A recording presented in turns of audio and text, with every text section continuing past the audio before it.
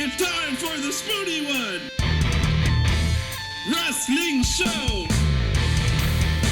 It's time for the Spoony One! Wrestling Show! Please excuse me if I seem in fouler temperament than usual. I'm on, like, my third and a half day of a fairly persistent migraine. Migraines are my curse. We all have our cross to bear, so to speak. Migraines are mine. I'm a connoisseur of headaches, actually. If you can name the headache, I pretty much have it. I suffer also from what is called chronic daily headaches, or what my doctor called that. Partially from a caffeine addiction, which is why I can't really have caffeine anymore. So I used to drink an absurd amount of sodas back in the day. I actually don't drink that much soda anymore because of caffeine.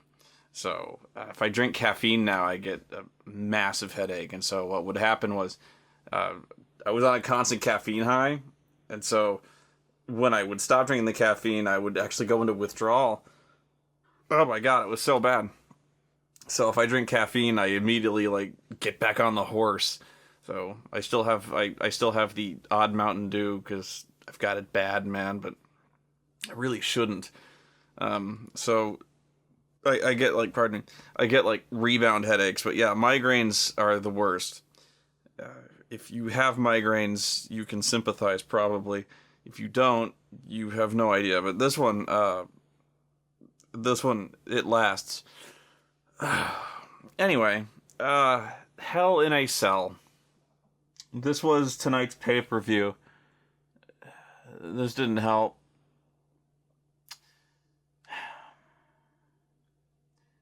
This one's a tough one.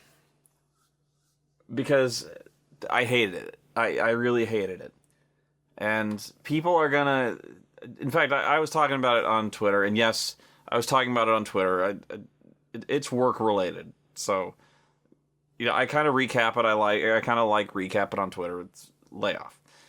It's what I do. It's kind of whatever. So I'm talking about it, and people are talking like I'm out of my mind. You know, they're like, "This is a really good show. What are you talking about?" And you know what? It's exactly my point in a way that you know what? It probably was a good show. In fact, I'm sure it was. In fact, it was probably a really good show. I can't tell anymore. I can't. And the problem is, there's a few problems. And when I get into the matches, I'll kind of tell you why in a minute. In fact, it's kind of the story of all the matches. The story of Hell in a Cell here is that I've seen it. You've seen it. You've seen all of it already. And you've seen it last week, and you saw it the week before, and the week before, and before that, and before that, and before that. In fact, you saw it last month, and you saw it the month before that, and the year before that, and the year before that, and 10 years before this, 15 years before.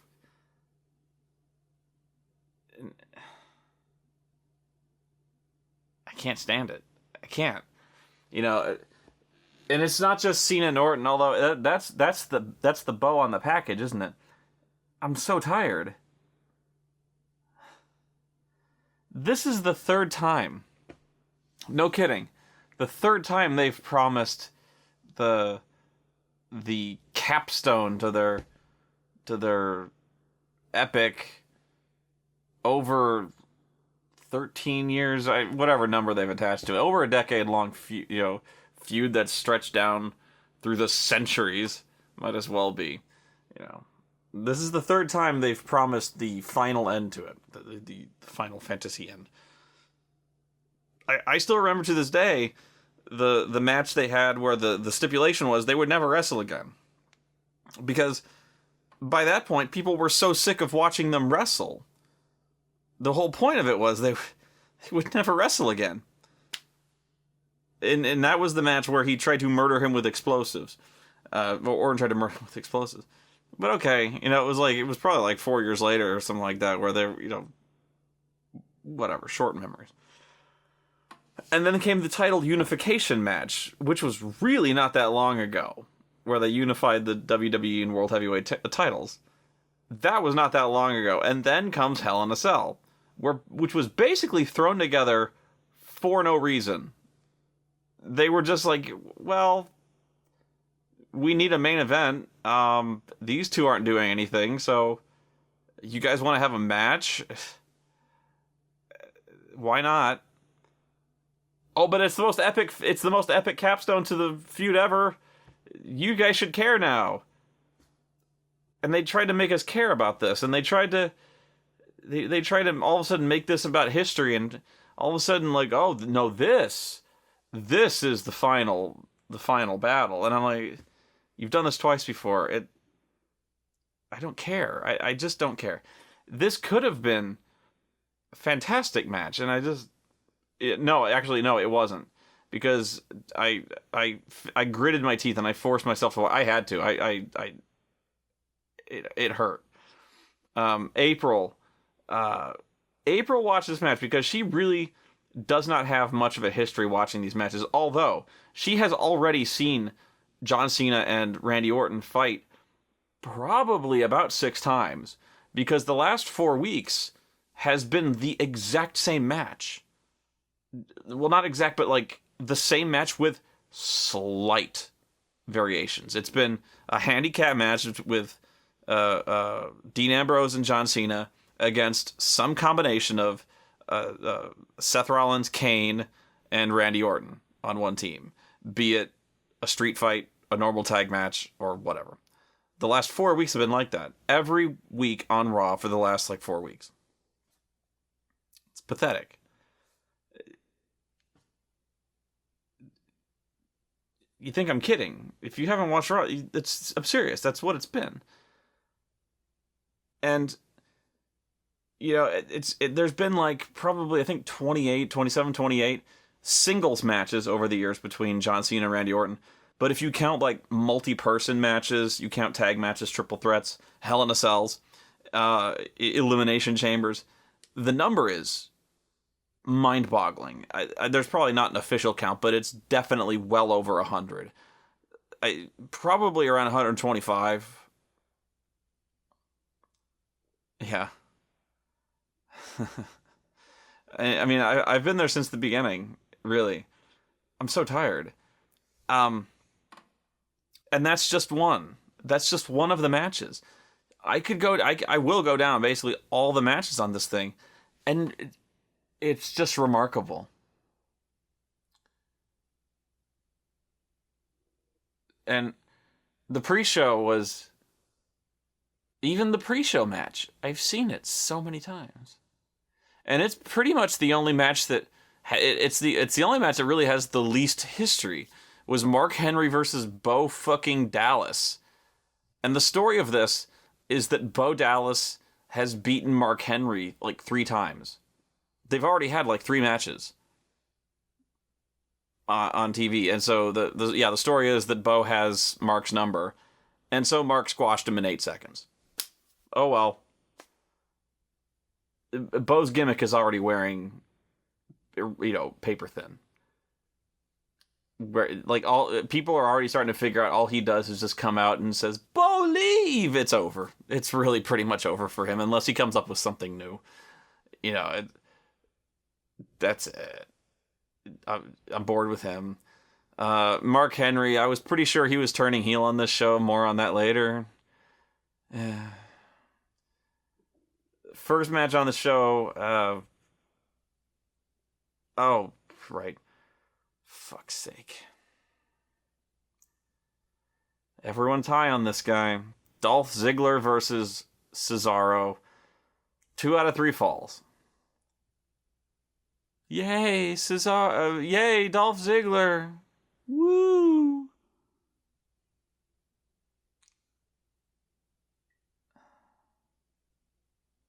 I'm sorry. I'm sorry. These guys have wrestled on TV every week for the last month. Every fucking week. And all they do is they trade wins. Back and forth. They trade wins. That's all anybody does. in the WWE anymore, is they trade wins back and forth every week, and then they have a pay-per-view match where they have a fuck finish, and they continue the feud for 4 more weeks, and they have like 4 more matches at least, and they maybe do it on SmackDown for 4 more matches, and then they maybe finish the feud on the next pay-per-view. If it's main event, they'll fuck finish it again, and do it another week, so we have at least like 12 matches, maybe 16, and maybe we'll end it then. We'll end it then, unless it's John Cena, we'll go 15 years. So, you know, they have a pretty good match, honestly, where, you know, Dolph goes off, he gets the first fall way too fast with basically just like, you know, they have one of those things where they're just like reversing pin attempt after pin attempt. He just kind of pulls one out right there. It's really way too fast. He wasn't working too fast. It was just the pinfall came way too fast. And so then came this thing where Cesaro finally starts working his, you know, dominant strength game. You know, that's what he does. He is freak show strong. You know, he hits this huge power bomb. Dolph kicks out. Dolph, the show off. The show off, he wows us with his highlight reel, impressive crowd pleasing sleeper hold. To this day, I don't know why they gave the show off a sleeper hold as one of his trademark finishers. That has to be a joke. Somebody told me it was a Cobra Clutch. What the fuck ever? He's the show off. It's sleep. Okay. So, very impressively, Cesaro reverses this into like that deadlift superplex. Freak show strong. This guy is incredible. The crowd starts chanting, "This is awesome." It was not awesome. Although, it did come right after the fucking superplex, which was awesome, but the match itself was not awesome. It was pretty good. But at the same time, it probably was better than pretty much everything they'd seen for the last few weeks. So I don't even know how to... Very forgiving crowd. So, Cesaro from there is pretty much like kicking his ass. You know, he's hitting the giant swing. He hits him with Swiss Death, which is that thing where, you know, he throws him up in the air and hits the European uppercut, that's Swiss Death. Doesn't get the pinfall. He's hitting him with move after move, hitting with big uppercut, and he's not getting the pinfall. He's kicking out of everything. And I'm like just yelling, bullshit, bullshit. You know, that's the mark in me. I'm being such a mark for this guy. And then he's going for the neutralizer, you know, the Gotch pile driver. Dolph slips out, hits the zigzag, and wins. 2 straight falls. I give up. I just give up. Right away, like at the beginning of the show, I'm just like table flip over. And it's not just because they beat Cesaro, although, major reason. You know, I'm a fan here of the guy, but, like, it's almost like a joke that they're playing, almost on me personally, but what is it? What the fuck is it with this guy? What did he do? Every fucking month, I ask this. What the fuck did he do that was so wrong? This hot and cold, this red light, green light, this dangle the carrot and slap him in the face type thing. It seems like they're going to give him some momentum and then just kick him in the nuts. No, fuck you. Like, it seems like they're going to give him some momentum where the crowd might actually care, and then they do this to him. He loses in 2 straight falls to Dolph fucking Ziggler. And before you start off by saying, well, this didn't make him look weak, what's wrong with this? Let me give you some perspective here. Dolph Ziggler won on SmackDown basically the day before the pay-per-view. Okay. Do you know the last match that Dolph Ziggler won on television was? Before that SmackDown? He won, the last match he won on television before that was on Main Event, I believe, 4 weeks previously.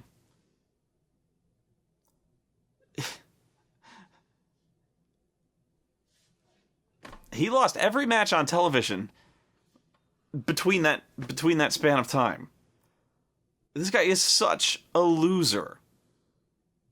He's so pathetic.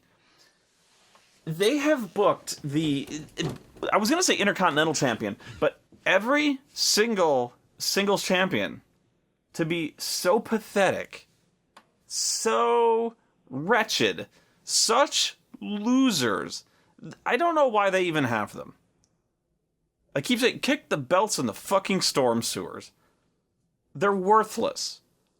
Every single one of them. And this is at a time when Brock Lesnar, I don't fucking know when you're gonna see this asshole again. Maybe what the fuck is he doing anyway? It's not like he's doing MMA. Maybe he is. I don't know. I think he's retired, but I'm even hearing rumors you're not going to see him till a Rumble. 30-day rule my ass. 30-day rule, if you don't know, is that, it's this rule that they conveniently forget when they conveniently forget it. But, it used to be back in the day you had to defend your title every 30 days. It's basically how they got Daniel Bryan. They kind of waived it first, where they're like, no, he's injured, so, this pay-per-view, but next pay-per-view, if you can't go, well, we'll strip you the title. So it was kind of like the 60-day rule. But yeah, this is going to be like the second month. He's not going to, whatever. So one would think that with the world champion gone, your biggest champion, your most prestigious champion on the show is Dolph Ziggler. It's hard to. He hadn't won a match in over a month until SmackDown, because we got to give him some momentum. Usually, they don't even do that. Normally, they beat the champion going directly into the pay-per-view to make him look vulnerable. So they are like, oh, he might lose. He might lose this, so there's drama. So they almost always have the challenger win, get the pinfall over him. It's usually like a tag match, to where the challenger gets the pinfall on the champion in the tag match. So you're like, oh, well, he just pinned the champion in this tag match. He might be able to pin him at the pay-per-view. You'd better buy it. That's how they do it. So I was actually kind of surprised they gave Dolph the pinfall on SmackDown. That was remarkable. So, but yeah, Dolph hadn't won a fucking match in over a month. This is how much of a loser. But this has been epidemic for years in the WWE. How much of how big clowns the singles champions have been. The mid-card champions, complete. I don't care. I don't fucking care. Tangent as hell. The singles champions, the mid-card champions, their only purpose is to lose. It's so weird. It's like an albatross around their waist. A golden albatross. For years, pretty much their only role has been to lose to Randy Orton and whoever the number one contender to the world title match has been. So you're like, oh wow. Well, if the guy can beat the Intercontinental Champion, he might be able to beat John Cena, or he might be able to beat Randy Orton, or Randy Orton might be, whoever. It's so, yeah, if you can beat a guy with a shiny gold belt, he can beat, whatever. That's their only role, is to show that this guy is like world-class contender, but that's what the mid-card champion is. He's just he's the biggest loser on the mid-card, That's all they do. So the last Raw that I remember, the last 2 Raws, every single singles champion lost. Except for one. And the only reason that didn't happen was because they were on opposite sides of a tag match. I think that was it. So, unless there was like a double disqualification, by definition, one of them had to win. So it blew my mind. I was like, you can't have your champions look like champions at all. Which leads me back to this match. Cesaro loses 2 straight falls to the biggest loser in the world, next to fucking Zack Ryder, who hasn't been on TV in months. I don't know how else you can make him look like such a bigger pussy right now. You were giving him some momentum. He fucking beat Dolph Ziggler with an uppercut. You made him look like a fucking god. You gave, like, he has this reputation among the wrestlers. The audience sees this guy who can lift a man who weighs like 230 just over the top rope and suplex the motherfucker. He's got this reputation for like having the best punch in the business next to Big Show. He has one of the cooler finishers in the company. He won the Andre the Giant Battle Royal. He has one of the most popular moves in the company, the Giant Swing. And they keep giving him kind of a push, and then they just, no. We're not going to do that. I'd be interested to see what his record, because he keeps getting title matches, and he keeps losing. I'd be interested to see what his record is just for title matches. It has to be like something, probably like 2-25 or something, like, because he has one, but he's like, he has only won like twice, probably. It's terrible. I know he's had a ton of title shots and lost all of them, like virtually all of them. It's stunning to me how pathetic this guy has become, and yet he's got all of these. He's got all of these great qualities, and like the crowd respects this guy. They want to like this guy, or at least they want to boo this guy, but boo him in that good way. Because he's so he's got those qualities. He's got the qualities to be the star if they would let him. Now, what I was saying about the champion looking like a champion. He kicked this guy's ass. Now, did they do it to make the champion look strong? Or did they do it to make Cesaro look like a pussy? Or did they do it to make the helicopter that's flying overhead drown out the sound? No. There's a helicopter. It's hard for me to believe, after all these years, that they did this to make the champion look strong. Why start now? I mean, I would love to believe that they would start doing this now because they have no world champion. But I don't.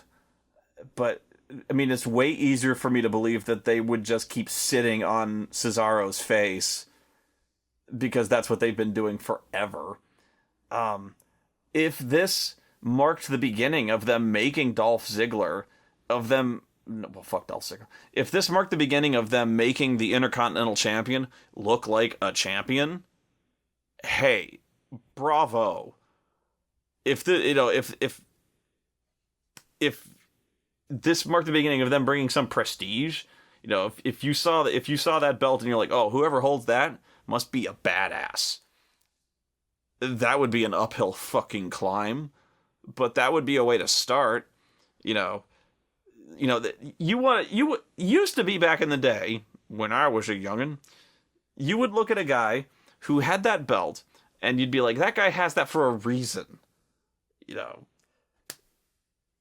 That was always, not always, but like, those were the show stealers. That used to be stars would fucking, Yeah. Not so much anymore. Losers fight over that belt now, and it's not good. What killed me was they go back to the jokers at whatever the pre-show booth was, and Alex Riley, the guy who announces NXT, is just gushing over this match. He's like, "That was a match of the year candidate," and I laughed my ass off. I was going, and I know some of you Ziggler fans are like, "What are you talking about? That match was great." Okay, first off, even you guys cannot agree that was a match of the year candidate. Fuck you. Second, Alex Riley announces NXT. They put on better matches in the main event of NXT every fucking week. He should know this.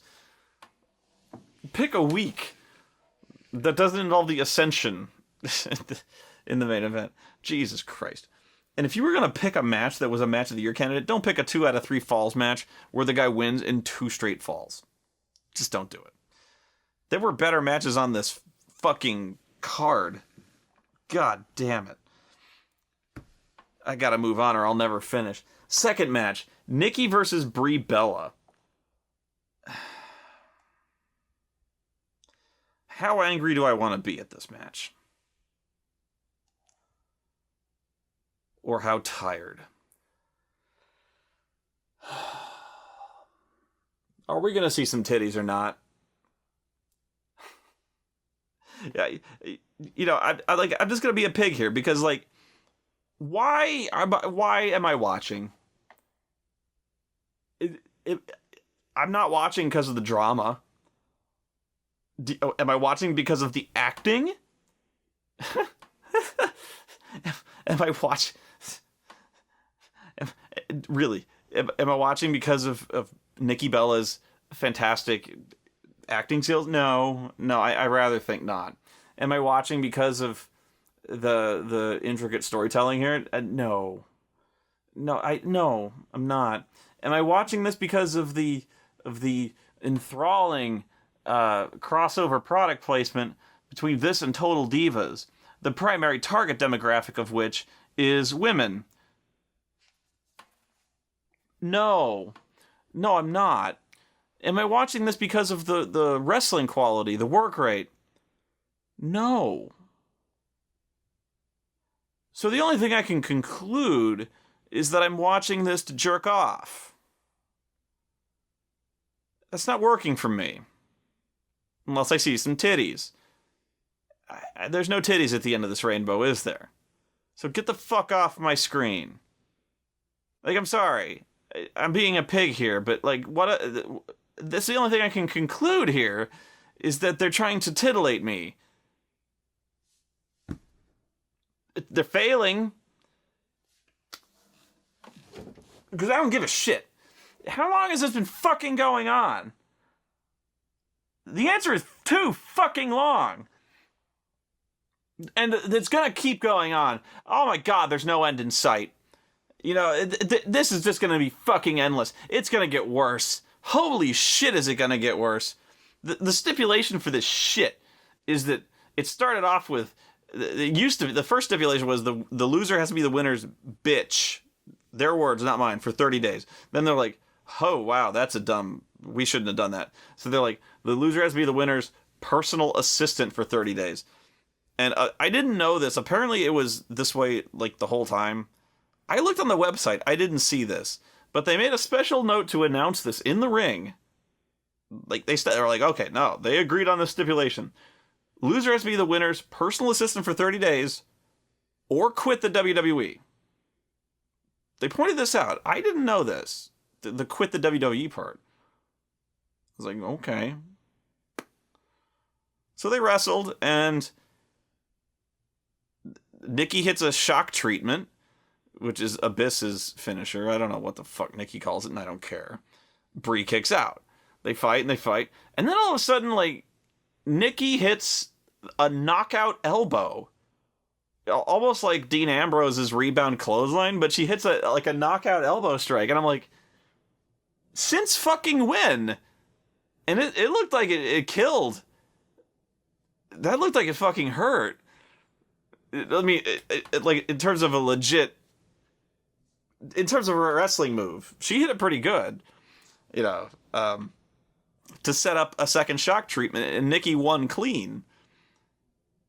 I was going, that was pretty good. But I was going, I'm sure they set it up on TV where she hits this knockout elbow, but I'm like, when did Nikki Bella pick up this powerhouse, like, elbow smash? That was just kind of awesome, but at the same time, she's like this 110-pound waifish chick with gigantic fake hooters, and she's just like, ah! Anyway, shock treatment, Nikki wins. By the way, babyfaces never win these matches where, like, the loser has to be the winner's butler, because that's so not interesting if the heel gets picked on constantly. It would be funny for one night, but now it has to go on for 30 days. No, it makes the babyface look like a dick. The only way that would happen is if John Cena wins, and then John Cena would just happily look like a dick for 30 days. Because John Cena does. Anyway. No. So what you're going to do is you're going to see Nikki Bella torture her for like 2 weeks. Then, Brie rebels. They're going to challenge her to a match for her freedom. Brie finally gets her revenge. Blah, blah, wins. Finally, some comeuppance. At least in theory. Track record has proven they will fuck it up. This match was actually one of the better matches on the card, astonishingly. I was expecting fuck all from this one. It was okay. It was pretty good, actually. For all I started picking on it initially, it was pretty good. Then there was the Usos and Goldust and Stardust. I might be doing them out of order, but I don't give a shit. This was probably the one that pretty much perfectly exemplifies everything I'm talking about with this show. This ring might as well have been empty. I'm sure that these four guys busted their asses. I know they did. I have seen this match. And this is not me being an asshole. Really. I'm not exaggerating. I'm not intentionally being a prick. I wasn't going into this with an intentionally closed mind. I really, really did try. It wasn't one of those things where I'm like going in there wanting to hate this match. I know some of you are scoffing. I know some of you don't believe this. You're just like, oh, you go into this, you're such a smark. You hate everything about this. You want to go into this to bitch about it. Really. I was watching this match, and I couldn't tell if it was good or not. I'm watching this match, and I said out loud, I go, oh my God, I don't know if I like this. And April goes, what do you mean? And I go, I have seen this match so many times that I legitimately do not know if it is any better or any worse than any of the other matches that I have seen. Meaning, like, if I don't know where it ranks. They have all blurred together into one mass. I've seen it that many times. The ring might as it's like staring. It would be like being in a sensory deprivation tank. It'd be like staring at a wall, a room of all one color. Your eyes would stop registering that color. You'd see through it. I, I, I can't tell. And you have to think about this. The tag team division in the WWE for about a year, if not more, there's really only been, with rare exceptions, and I'll tell you the exception in a minute. You're going to fucking love this. There's only really been 4 tag teams. And they have gone through every permutation of this and then some. It's been the Usos, the Rhodes Brothers, Rybaxel, and the Wyatts. And every combination therein for over a year. Just over and over, round and round we go. For a year.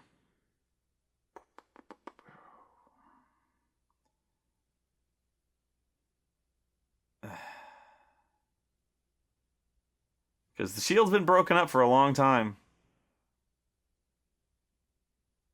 It's been the Usos and the Rhodes Brothers for a long time.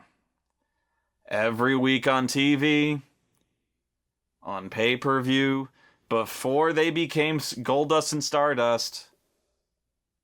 Oh yeah. I can't tell. I'm sure it was great. You know what? I'll even concede it was great, but I don't care. I'm just sitting there. I'm sitting there with my mouth open, going, I don't know. And it's then I started. It's really then that it started to.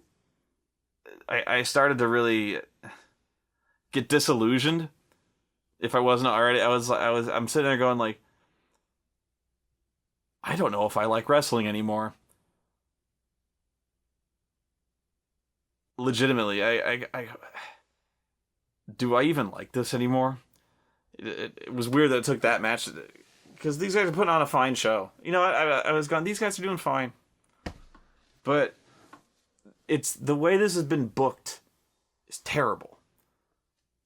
It's the same old shit, and I'm saying the same old shit over. I'm trying to move on here,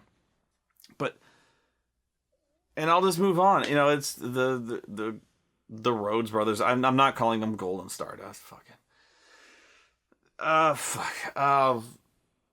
Miz and Sheamus. This. I'll talk about this.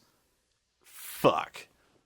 And talk about trading wins back and forth. Here we go. These guys have been trading wins back and forth forever. But here's the funny part. People are going to tell me how awesome this angle is. Fuck you. This angle is not awesome. You think it is, but it's not. And I'll tell you why. This angle sucks. Okay? Mizdow is awesome. This angle sucks. Mizdow is awesome because he knows this angle sucks. This angle makes no sense. The Miz makes no sense. What the fuck is The Miz? What the fuck is he doing? What is his character? Okay, he's a movie star. Okay, first off, what the fuck is he wearing? I don't even know what the fuck it is.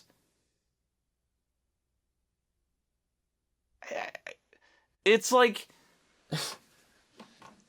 the top half of a coat with no pants. In what universe? It's some kind of...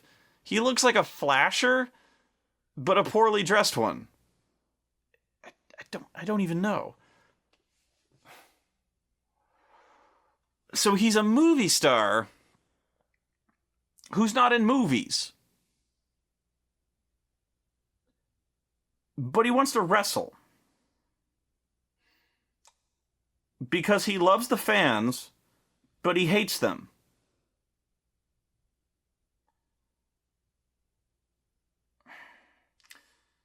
So he has a stunt double that looks nothing like him,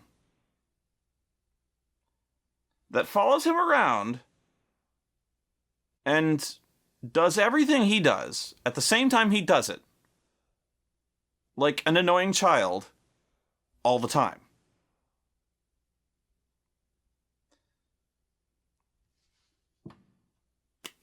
This is the character. What is this, a fucking cartoon? I know I'm no fun. I know I'm no fun. What the fuck is going on?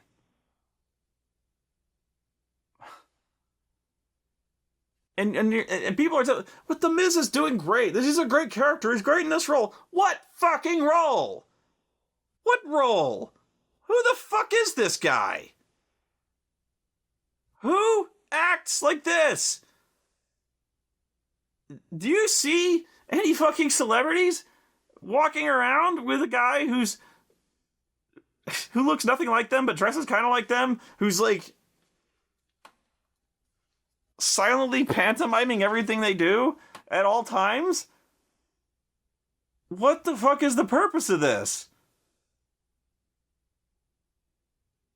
It just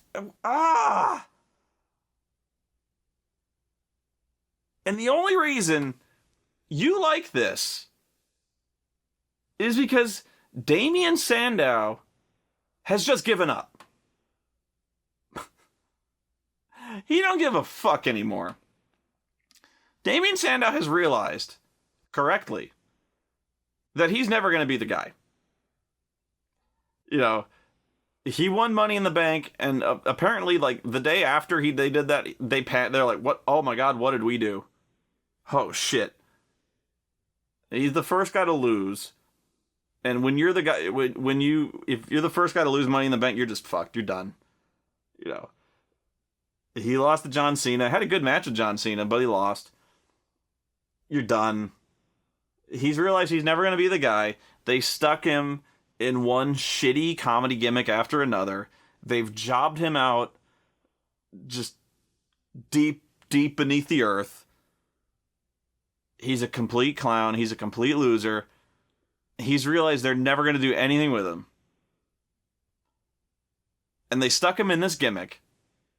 This nonsense, bullshit, just humiliating gimmick with The Miz. And they're like, yeah, we got... This is the gimmick. This is a gimmick for Sandow that they might as well just hang a sign around his neck saying, we have nothing for you to do, so just... We have nothing for you at this time. Hang out here till we future endeavor you. Like, we have no ideas.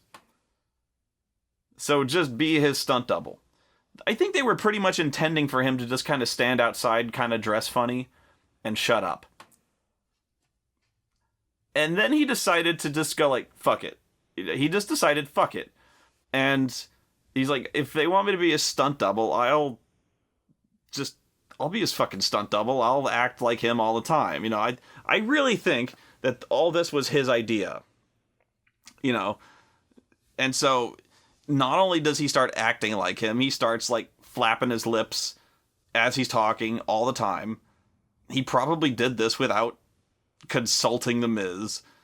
And then, as he's wrestling the match, he starts wrestling the match outside the ring. Complete with, you know, doing the figure four to nothing outside the ring, selling injuries outside the ring, you know, body slamming himself outside the ring. Essentially, just everything. Ridiculous shit. I cannot believe it's possible, but I find it much easier to believe that Sandow is just like, fuck it. I'll just start doing the silliest shit I can possibly get away with. And just started doing all this on his own. Because who cares? You know? So, you know, he starts doing the stunt double thing. He starts doing it like crazy, throwing himself into it, because the only way he's going to break out of this is to be ridiculous. You know, because if he just does what they say, he's never gonna get out of there. The only way he's gonna get out of there, he's gonna get fired. So, you know, he might as well just start fucking around. If he starts fucking around, he'll either get fired or he'll be popular. But the thing is, so that's why you like it. You like it because he's the only thing that has any color. But you don't like it because the angle is cool. You don't like it because the character is cool. That's not why. You like it because there's finally a guy. There's one guy in this entire situation who cares enough or doesn't care enough, about just doing what he's told. He stands out. And he stands out so much it cannot be because they told him to. This seems to come from like an original spark. It's too creative for that to have come from anybody but him. That's what I think. Yeah.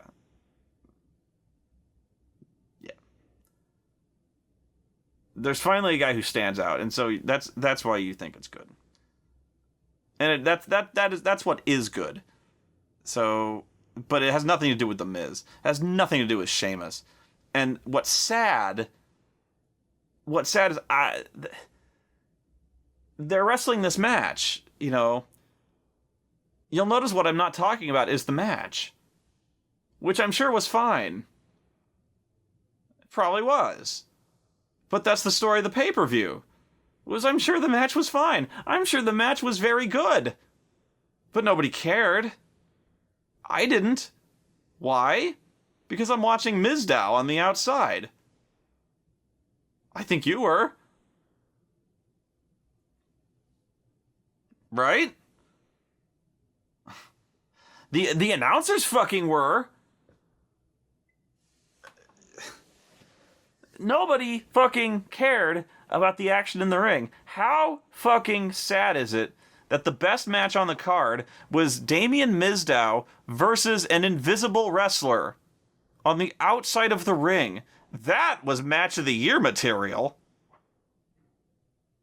Jesus fucking Christ.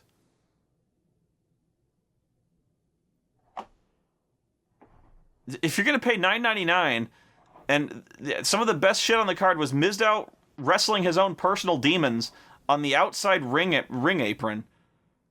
Oh my God. Speaking of, once again, they literally mocked you if you were one of the sad assholes who paid full pay-per-view price for this bullshit. And you know what? I agree with them. What the fuck is wrong with you? Have you seen this shit? And they're like, oh, you can pay, because they want you to pay the WWE Network $9.99. By the way, if you're paying $9.99, what the fuck is wrong with you?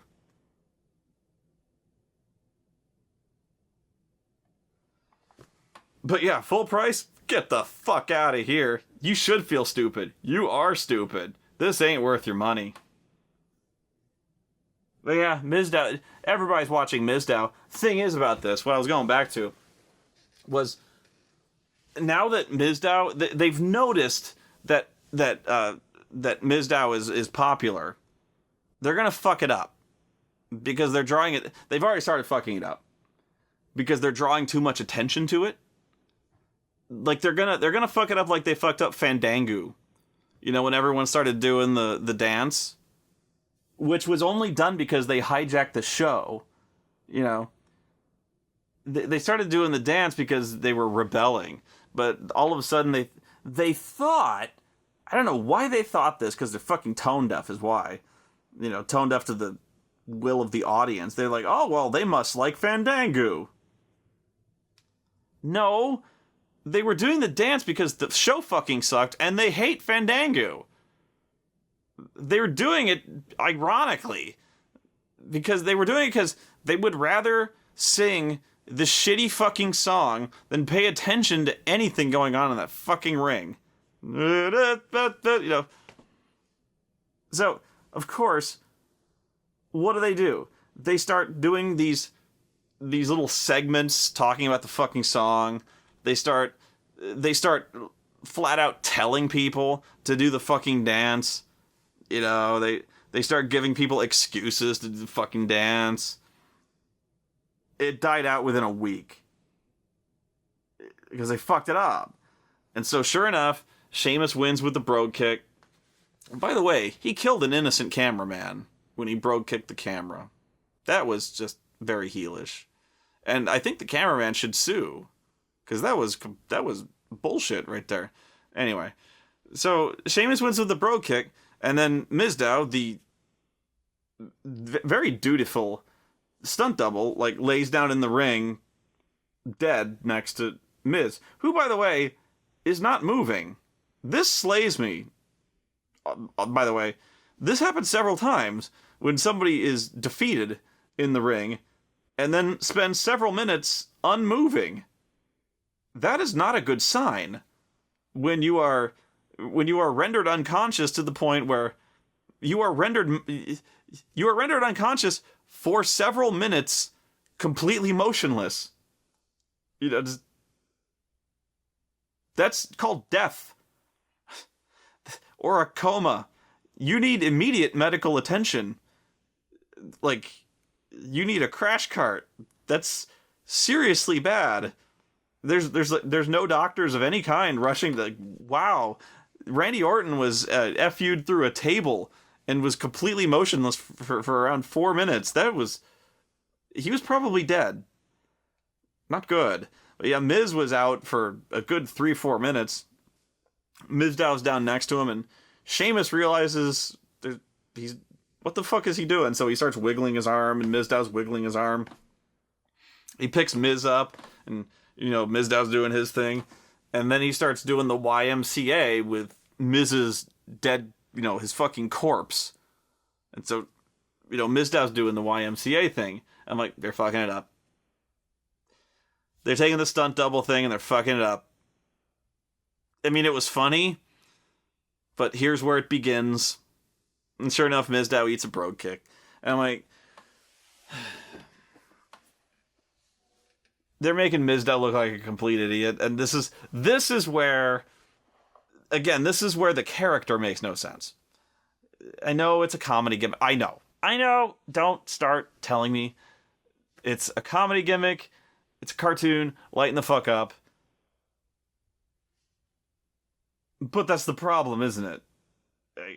You've got this character in Sheamus who's, you know, kind of a real guy. And then he's wrestling this fucking clown. I go, who is this guy? I just don't... What the fuck is happening? You know, I go... Okay, Miz, let's just say Miz is delusional. Okay, Miz, we can argue that Miz is so out of touch, so rich, so delusional that he thinks The Marine 3 is a good movie. Okay, fine. He hires a stunt double.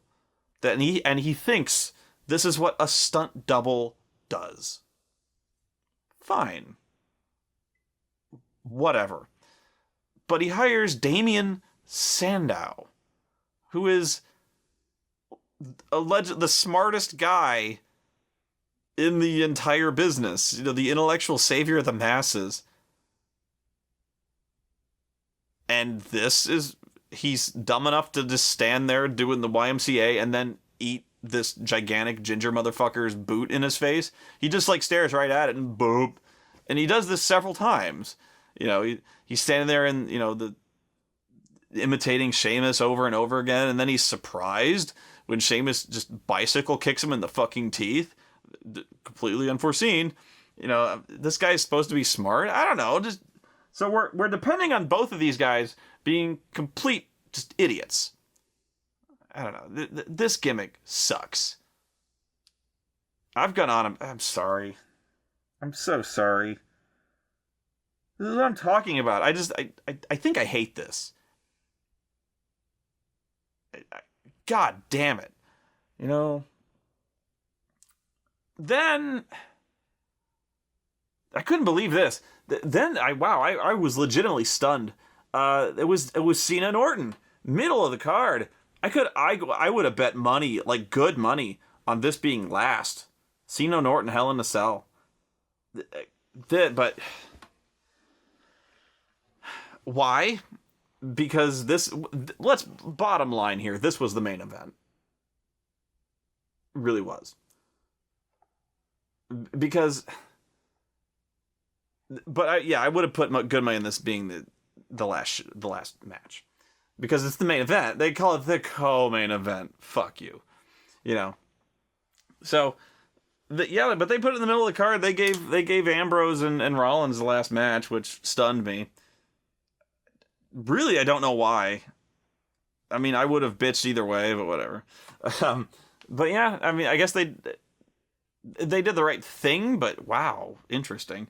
I guess maybe I guess the reason they did it was because of what they, the end of the Rollins match, what happened, but yeah. And also they probably needed to break up the two cell matches. Anyway, here I've already done my piece about the quality of the match and the enduring history of it. This is what pissed me off the most about this match. And really, by far, what pissed me off the most about this match. Let's just ignore. Forget about all this. Let's just say that you are a new wrestling fan. Let's just say you're April. You just got into this a year and a half ago, 2 years. Who, by the way, she is already sick of Orton and Cena, and really without my input. She's already seen enough of this shit. But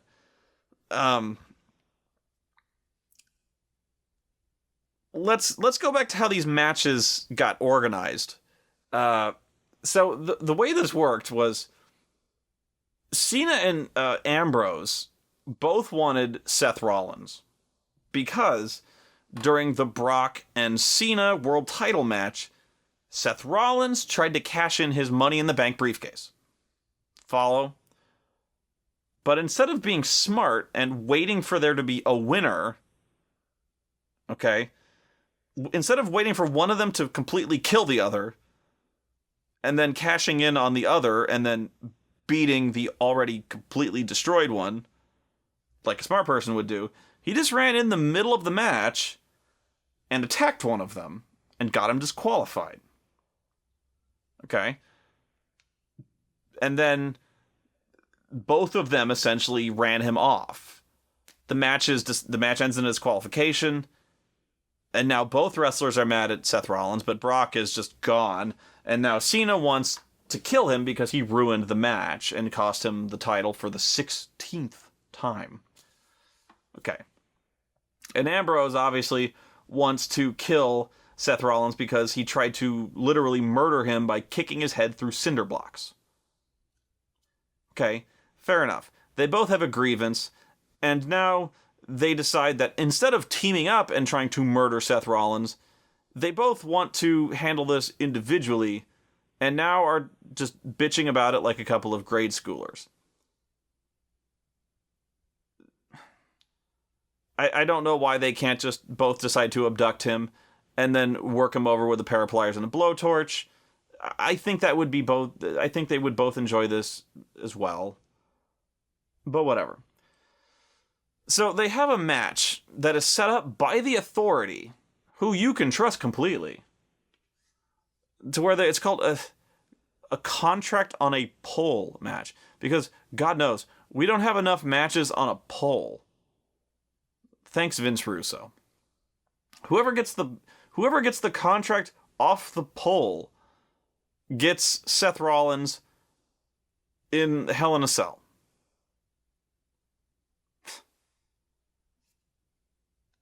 Then, just as the match is kind of just about to get started, Randy Orton goes to Triple H and says, I want the guy who, very diplomatically phrased, he says, I want forget it. Like he says, I want the okay, the winner gets Seth Rollins in Hell in a Cell. I want the other guy in Hell in a Cell. And Triple H goes, okay, you got it. And whoever wins that gets a future World Heavyweight Championship match.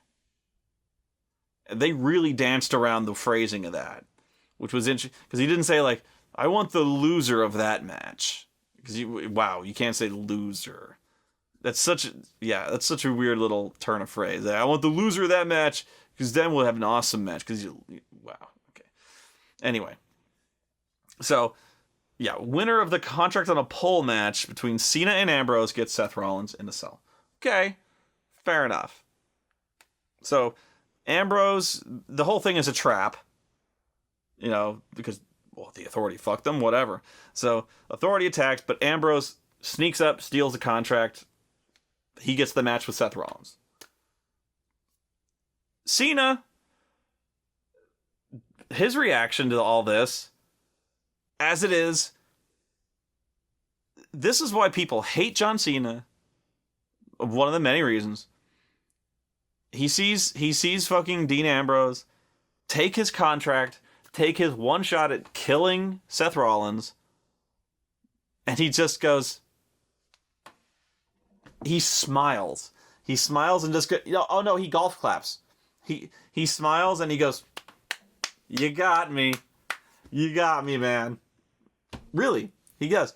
And now, keep in mind, you have to keep in mind, if this were real, or no, fuck it, if it's not real, but whatever. Let's just fuck it. Okay. You got me, man. Man, you got me. Okay. Remember why they want Seth Rollins. Okay. John Cena had Brock Lesnar beat. He was going to win the World Heavyweight Championship for the 16th time. Let's just, again, not just for the fact that he was going to win the World Heavyweight Championship. Okay. Fuck it, not even the World. This is the WWE Championship, which is, I actually questioned why the WWE Championship was the bigger championship than the World Heavyweight Championship when they were two separate belts, and Miles explained it to me. The World Heavyweight Championship is just the world. The WWE Championship is the championship of the universe. And I was like, oh my god, that actually makes sense. Anyway, so not only did Seth Rollins cost him the championship of the universe, the entire universe, he cost him his shot at revenge against Brock Lesnar, the guy who fucking destroyed him for an entire week. A week? But seriously, cost him the title, cost him revenge, cost him his 16th title run, which would have, in WWE continuity, tied him with Ric Flair, which in storyline, they made a big deal out of. So this would have like cemented his legacy. This was like the biggest potential title win of his career. Okay. Like, this was huge. And Seth Rollins fucked him. So, his one chance at revenge, Dean Ambrose steals this contract, and John Cena goes, oh man, oh well, fuck you. Fuck you, WWE. No. But the thing is, this has been John Cena forever. That's John Cena, man. And wow. But this is the thing that has, I gave up on John Cena when he lost the World Heavyweight Championship one time, and he goes in the ring and he's all smiles. Smiling. And he says these words, and he goes, titles come and titles go. And just some bullshit after that, but I was just like, table flip. You know. But he's like, I'll get another title shot someday, and I'll get the title back. You know, He's like, I got bigger problems or something like that. But titles come and titles go. No, they don't.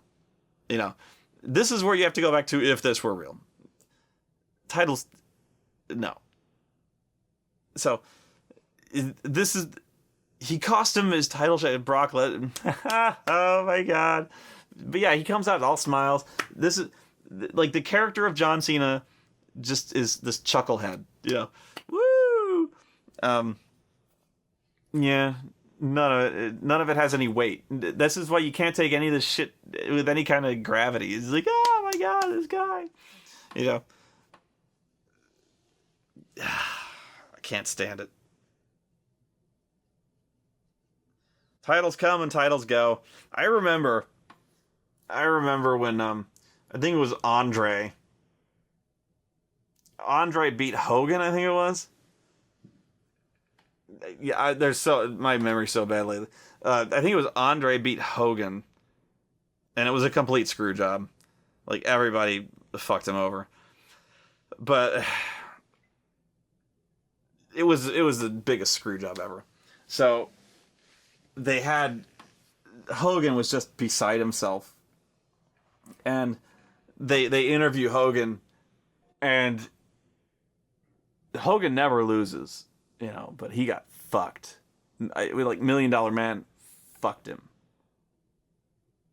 Hulk Hogan, who lost the title of the Earth, weeping like a child. He lost the World Heavyweight Champion. I let down my Hulkamaniacs. Oh, brother. He might never get this thing back. He got fucked. Oh. This was the most important thing in the world to him. And the thing is, it wasn't even his fault. He got fucked. And John Cena got fucked. And then, but titles come and titles go. You know, that's the thing. And so, yeah, that's, with that whole Seth Rollins thing, that was what killed me about that one. I thought, oh my God, that was it. So, wow. Going far afield, the story of this was that Seth Rollins won his match from the pole. Sorry, Dean Ambrose got the contract from the pole. His prize was Seth Rollins in Hell in a Cell. Okay. John Cena lost. His prize is Randy Orton in Hell in a Cell. And Triple H added this little number. Randy Orton says, I want the loser of the match. And Triple H goes, fine. And the winner of that match gets a future World Heavyweight Championship match. So let me get this straight. Dean Ambrose won his match, gets Seth Rollins. John Cena loses his match, gets a number one contenders match for the world title. Yeah. Yeah.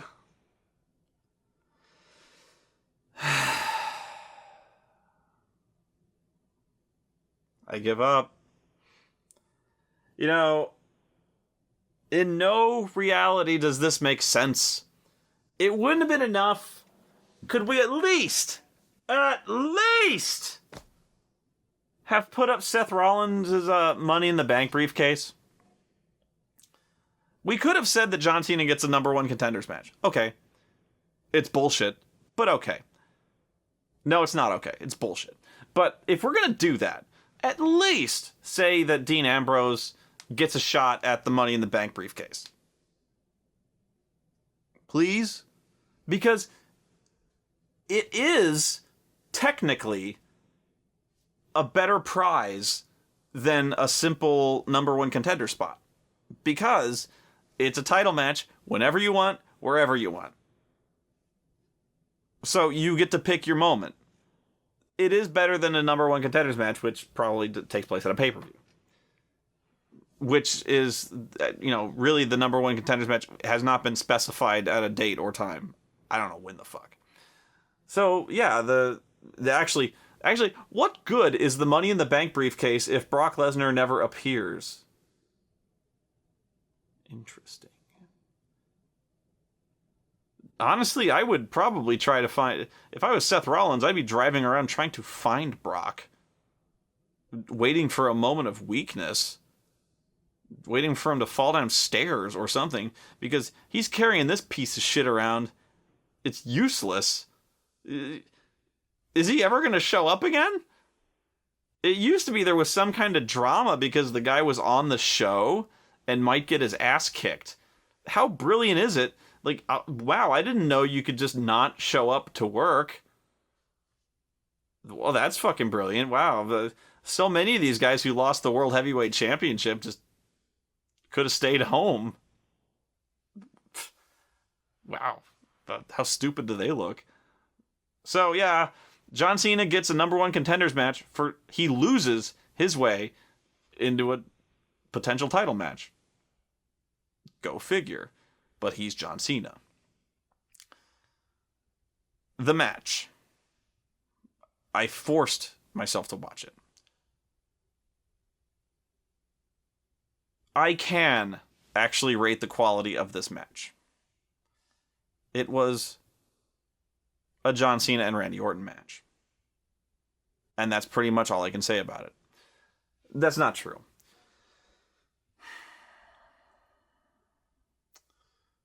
Okay.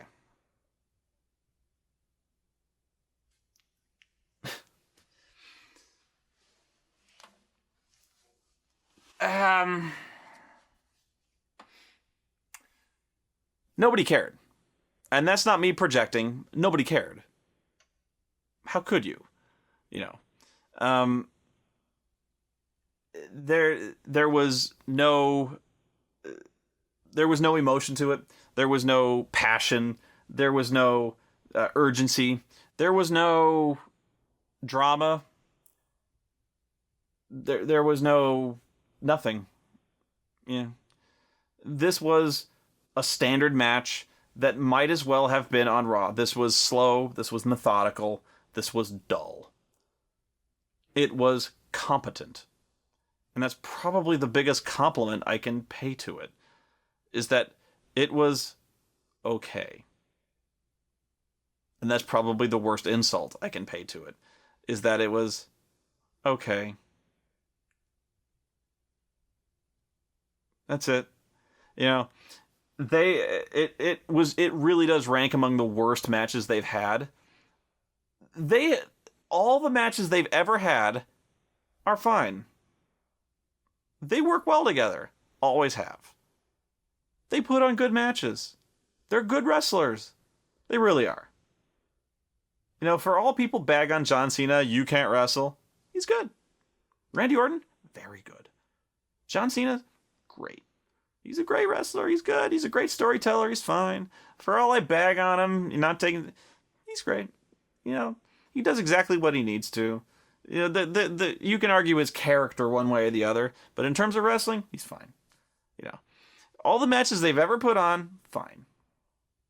But in terms of this one, it was just there. John Cena wins clean with an FU from the middle or up through a table. The sell might as well have not been there. This match was, the Hell in a Cell aspect of it was pathetic. It was useless. The entire pay-per-view, they were trying, for weeks leading up to this, they were trying their damnedest to build up this Hell in a Cell as if it was alive, this demonic entity waiting to devour the souls of men. It alters careers. It maims flesh. You know, they would say that nobody emerges the same after setting foot inside these 3 miles of steel. These jaws of steel. JR's carcinogenic claws. The metal militia bears its fangs. Oh, by the way, I did like how Michael Cole just, again, 2 minutes after introducing representatives from the cancer survivors of the Susan G. Komen Foundation called the Hell in a Cell this malignant structure. A winner is you. Good job. The cage, back in the day, when I was a youngin', the Hell in a Cell it meant something because people did fucking maim themselves inside that cage. They went all out in the Hell in a Cell. It was brutal. And that's not to say it was good, but it was brutal. It's two different things. But we're in a PG era now. It's for kids. You are not going to have the kind of match in a Hell in a Cell that you had back then. You're not even going to have anything close. You're not going to have anything remotely close. You're not going to have anything that resembles a Hell in a Cell match. In fact, it's pathetic. It doesn't look anything like it. So, I knew what was coming, but I don't know if anyone watching this at home from the old school days, maybe if people were tuning in expecting something better or expecting something brutal on the level, even remotely near the level of, back in the old days, they would have been horrified by how boring and tame and just worthless this was. This was worthless. This was an average match that was in a chain link fence. That's it. What do I mean when I say the Hell in a Cell used to be way more brutal? If you watch the Power Slam video, and you should watch it a lot, I mentioned the, Mankind getting thrown off the cage and going through the table. That's probably the most famous spot of them all when people mention Hell in a Cell. And yet they don't show that in the video packages. They show, Hell in a Cell by the numbers, 3 miles of steel, how many matches there's been. Never once did they show the most famous spot of all of them is Mankind going off the cage, Mankind going through the cage and almost fucking dying. They show the spot of him getting chokeslammed on tacks. But not I don't know. But there's other matches. There was one match I remember very distinctly. In fact, when I was watching Brock Lesnar matches, I was just watching Brock Lesnar matches. And there was a match between Brock and The Undertaker that was in Hell in a Cell when Undertaker was doing his American Badass gimmick, his Booger Red gimmick. And I remember as a kid, for some reason, really liking this match. That match is horrible. Or at least, it's horrible because it's fucking disgusting. But if you're looking for a Hell in a Cell match that carries through on that promise of, fucking maiming people, there you go. I'll tell you what goes on in that match. And here's what the ironic part is. The build to that match was the exact same build to the 21-1 WrestleMania story. This is a tangent worth going on. The build to the Hell in a Cell Brock Lesnar Taker match, don't know what pay-per-view, but whatever, this was 10 years ago. I don't even know. But the story was you had this young up-and-coming beast in Brock Lesnar going after the dead man. And Brock was saying, this used to be your yard, but you're getting old. You know, I'm young. I'm in my prime. He's like, yeah, I'm young. I'm not even in my prime yet. I'm only getting better. You? How much longer can you go on?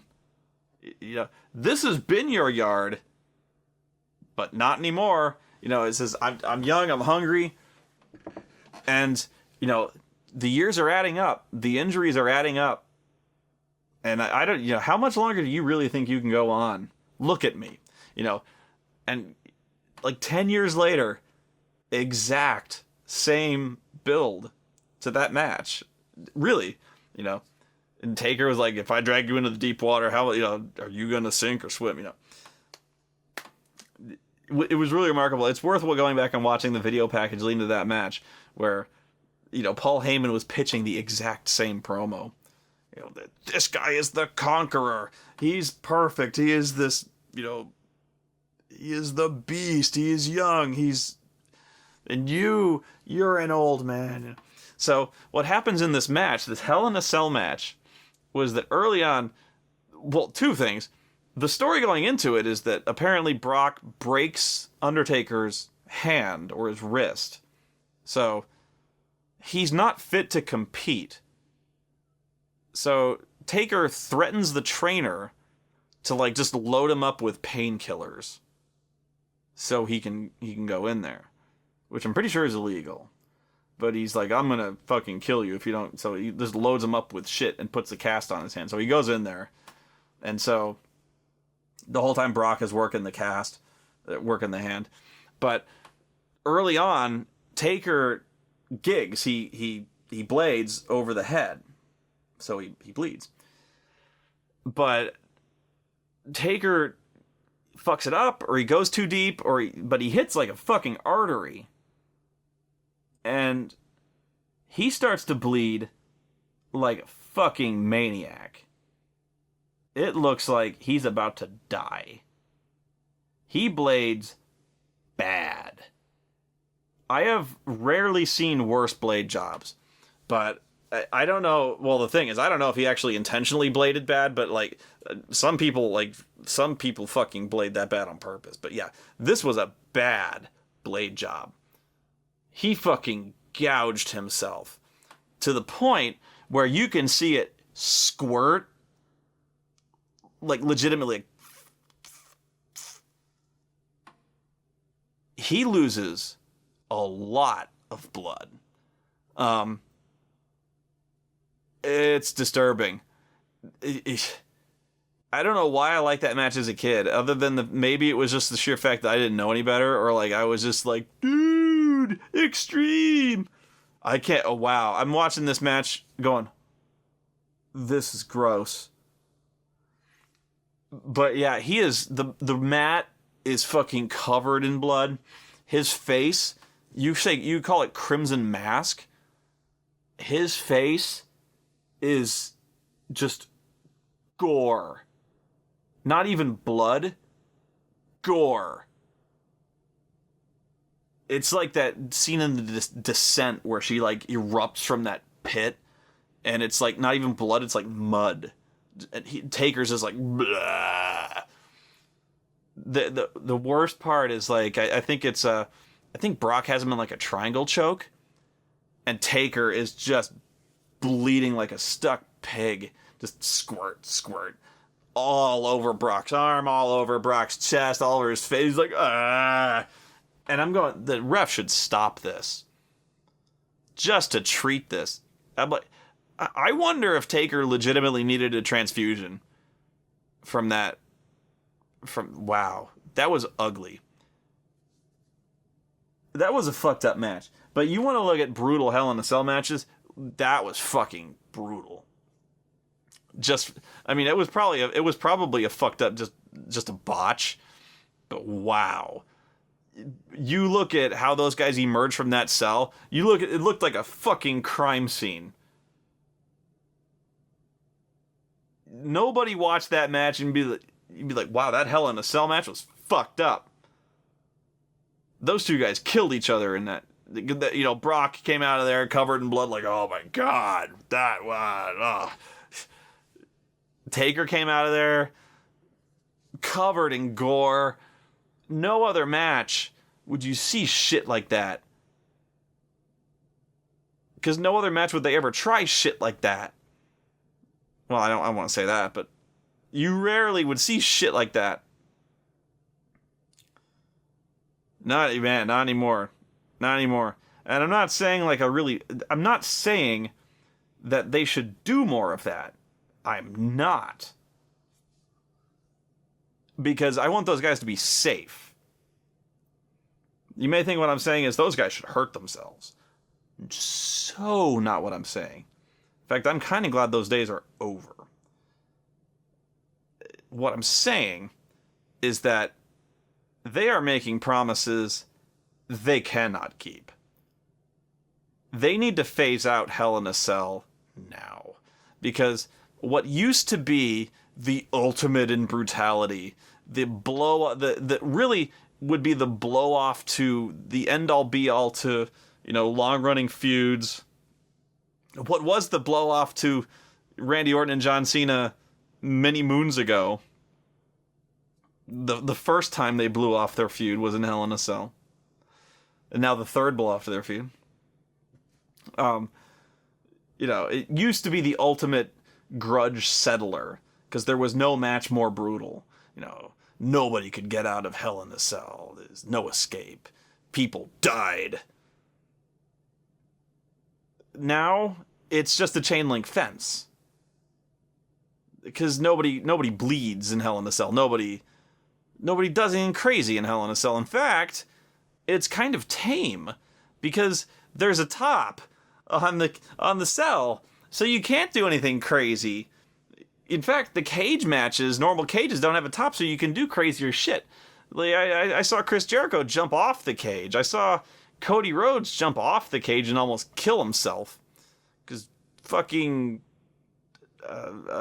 Road Dogg didn't catch his ass. You really can't do that off the cell. It's just a chain link fence. If you follow me here. And in this match, it just didn't even come into play. They kind of ran each other into it, and they kind of did that thing where they cheese grated a little bit. Nobody bled, though, because you just don't do that in the WWE anymore. Nobody bleeds, unless you're Triple H. Nobody, really weren't any weapons, except the table thing. They each kind of toss each other through table. Tables are perfectly safe as far as the weapons go, but it was just standard as far as these kind of matches go.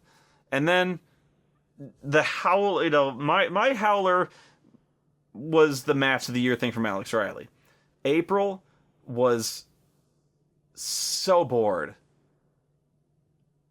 She was borderline raging. I've never seen her rage at wrestling before. April was just going, this sucks. She was like pulling at her hair going like, they're not doing anything. They're not doing anything. She was almost inarticulate with just anger at how boring this match was. She's asleep now. It drove her to fatigue. She was mad because she kind of likes watching Randy Orton wrestle. John Cena, she didn't give a shit. But she kind of likes watching Randy Orton wrestle. I don't blame her. Whatever. He's a good-looking fella. I'd do him. No. But she was getting pissed. Because for one, she was promised some brutality here. And again, don't blame her. But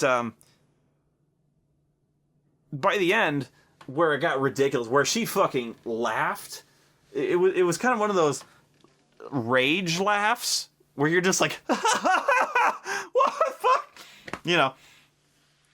Was two things. Was I think it was Bradshaw both times first claimed that this was one of the best Hell in a Cells that had ever been done. The second was I think it was right after the Cena won. Bradshaw was so giddy with joy, like squee giddy. He's like, somebody call the police because these two just stole the show. What? She started just howling. Like, she's like, what the fuck match were you watching? She's like, what show? This show sucks. Oh, I'm sorry. No, the howler of the show for me, the second howler was, I couldn't even believe this. I think it was Cole who, oh no, this was later in the show. Shit. Then they put, I'm missing a match, but yeah, then there was Paige and AJ. You want to talk about, I'm not going to go on about that. Paige and AJ, this will stun you at how long this has gone on. Guess how long Paige and AJ have been fighting, just feuding over the women's title. 7 months.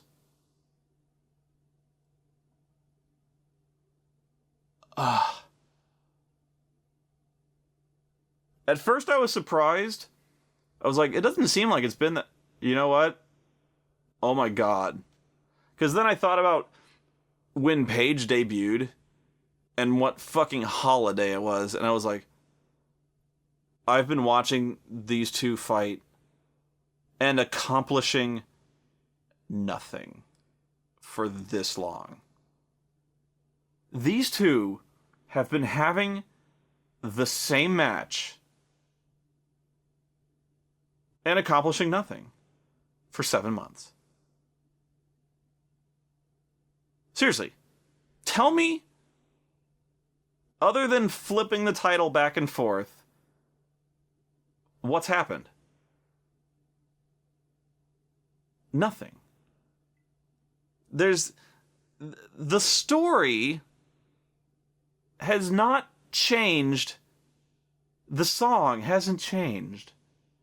It's just like a record skipping over the first 3 notes. This is the story that it started this way and it hasn't changed. The story is, and the commentators haven't. This is what the commentators have said at the beginning, and this is what they're saying now. These bitches be crazy, and I don't know what's going on.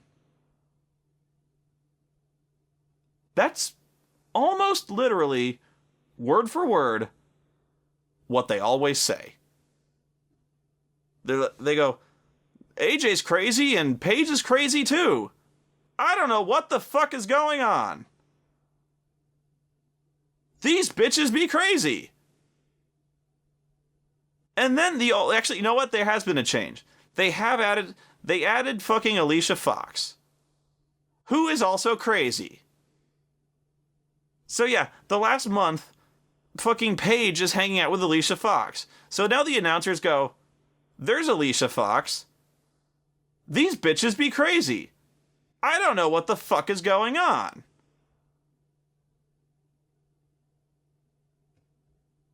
So yeah, Paige debuts. She's crazy. Does like this semi-implied like lesbian shit. But not really, but kind of curious. But no, she's just kind of crazy, and I don't know what the fuck is going on. And then AJ is like, oh, you want to play gay chicken? I'll play gay chicken. And then the announcers go, AJ's kind of crazy. I don't know what the fuck is going on. And then they start doing this frenemies thing that it's clear that Paige isn't dumb enough to buy it. And it's clear that AJ knows that Paige isn't buying it, but is playing along with it anyway.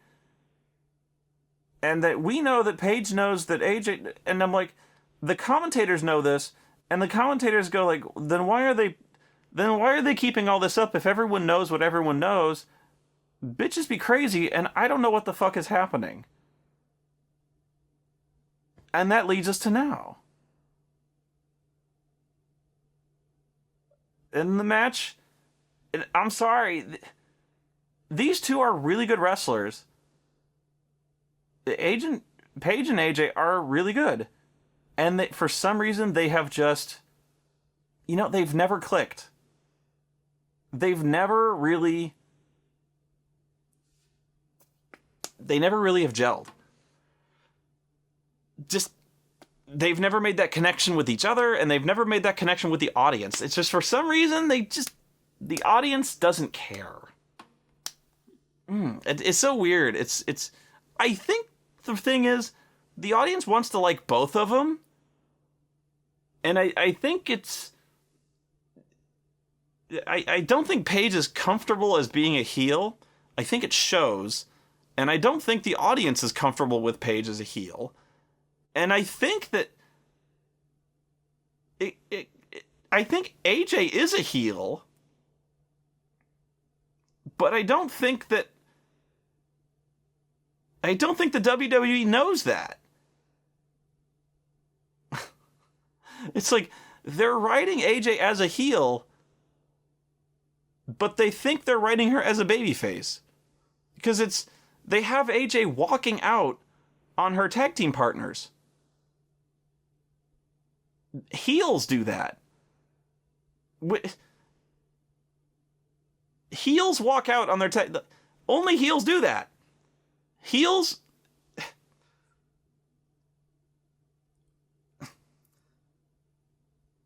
Babyfaces don't walk out on their partners. Heels look at their partner and they get fed up if they feel like their partner is like a clown or they're a loser. A heel would be like, oh, fuck this shit, and leave. There's been like 2 weeks where AJ has come out with a partner and seen, it was like Emma from NXT, and Emma was doing her like goofy dance, and AJ has just looked at Emma going like, fuck this shit, and left. And I'm like, heel? And no, AJ's supposed to be a babyface. Yeah, and then Alicia Fox and Paige would like kick the shit out of her, and we're supposed to feel sorry for her.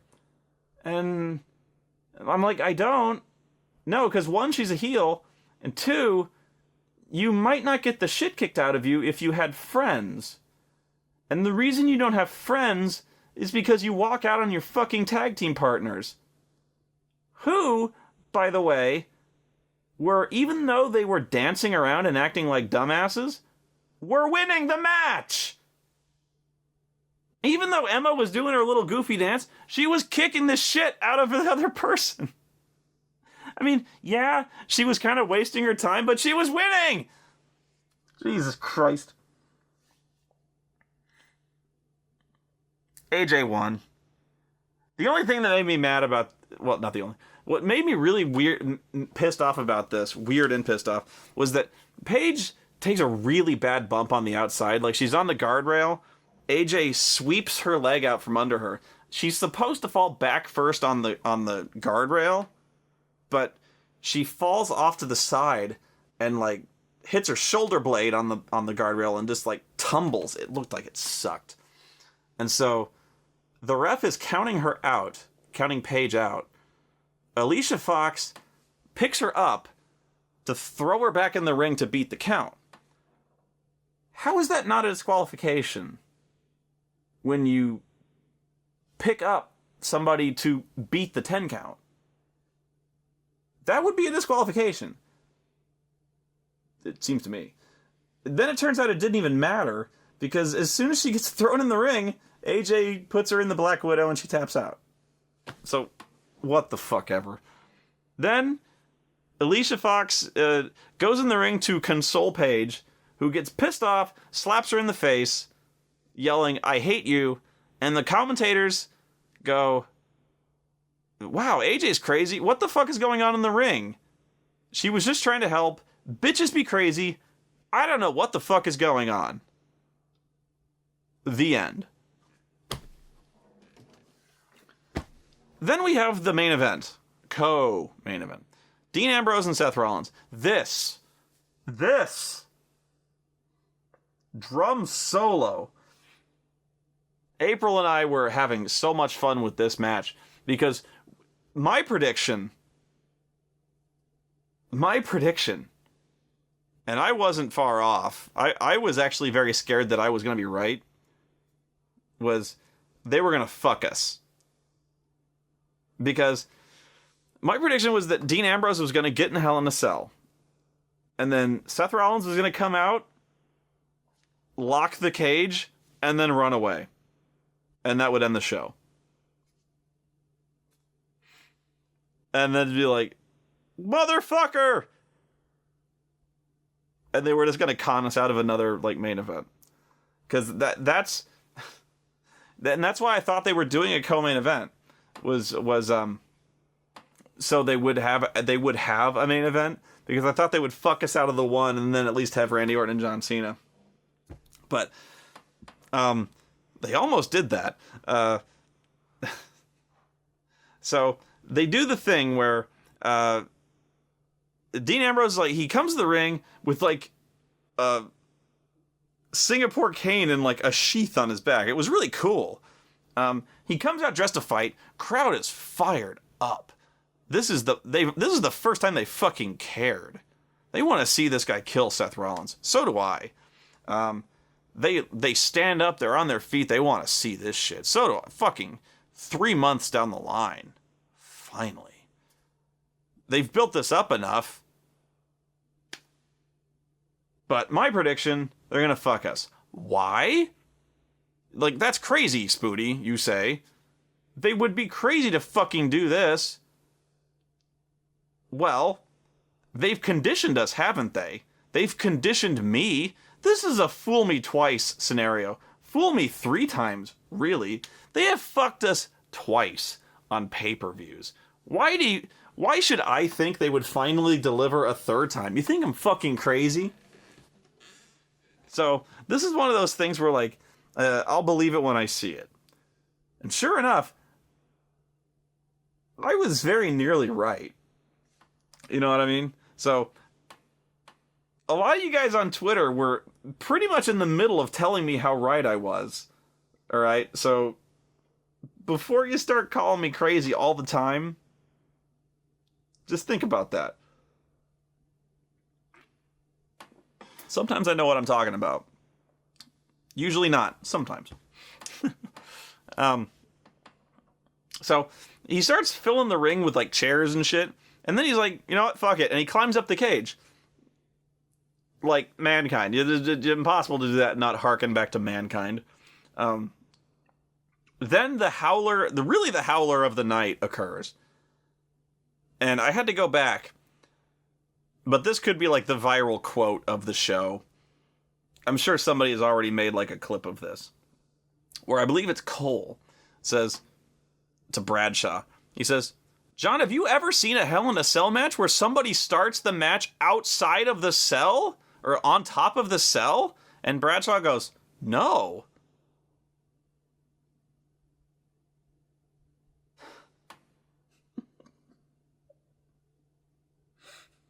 You had Mick Foley on Raw!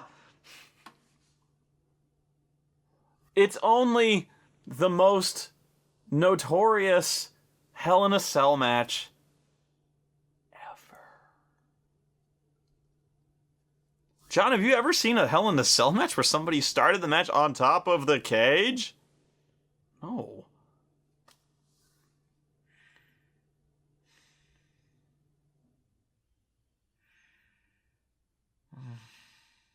I could just end the video there. So, Seth Rollins comes out, and I'm already fed up. Because as soon as he comes out, he refuses to get up hot top of the cage. I am so sick of what they've done to Seth Rollins. Beyond sick.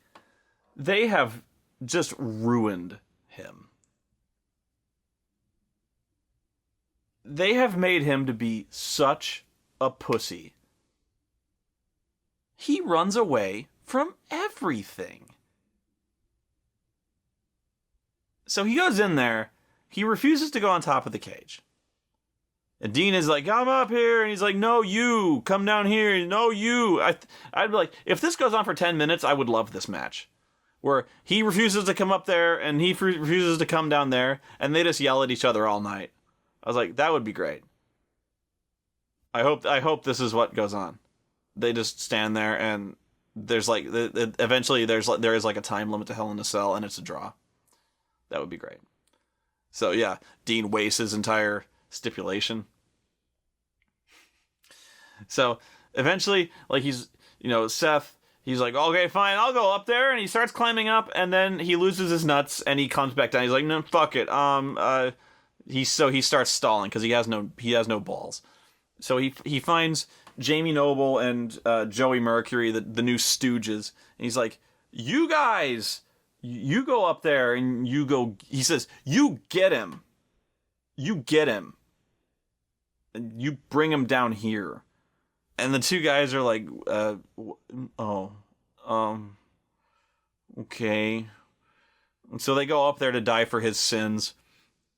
And so he's got a fucking Singapore cane, and these two idiots, they just go up there and they're like, we just want to talk to you, and then they die. They should have brought shotguns. So yeah, they go up there and they get killed. Seth Rollins sneaks up behind him, unarmed. This guy's got a sword. So he sneaks up behind him, hits him in the back, and then he gets the shit kicked out of him. So what does Seth Rollins do? I'll give you one guess. He runs away! Seth Rollins runs away! And trust me, if Dean Ambrose, if this were real, if Dean Ambrose hadn't caught him, he'd have run into his car and drove off. In fact, why did fucking Seth Rollins show up? Why did he drive to the arena? Why does he work here? If he's that big a pussy, why does he bother? I don't even know. Why doesn't he just go and forfeit the match? Like, if he's that much of a coward, he could just go to the referee and be like, I'm not feeling well, I forfeit the match. If he's that afraid of getting the shit kicked out of him by Dean Ambrose, just quit. Anyway. Because he's clear he doesn't want to fight the guy. Fuck it. Oh my god. So they do this thing where he's climbing down the cage and Dean Ambrose catches him, and they're doing the thing where they're the announcers tables are down there and they punch and punch, and eventually they're both at like the halfway point of the cage, and they both somehow, I don't know how this works. Well, I know how it works, bullshit, but they both just fly off the side of the cage through both tables.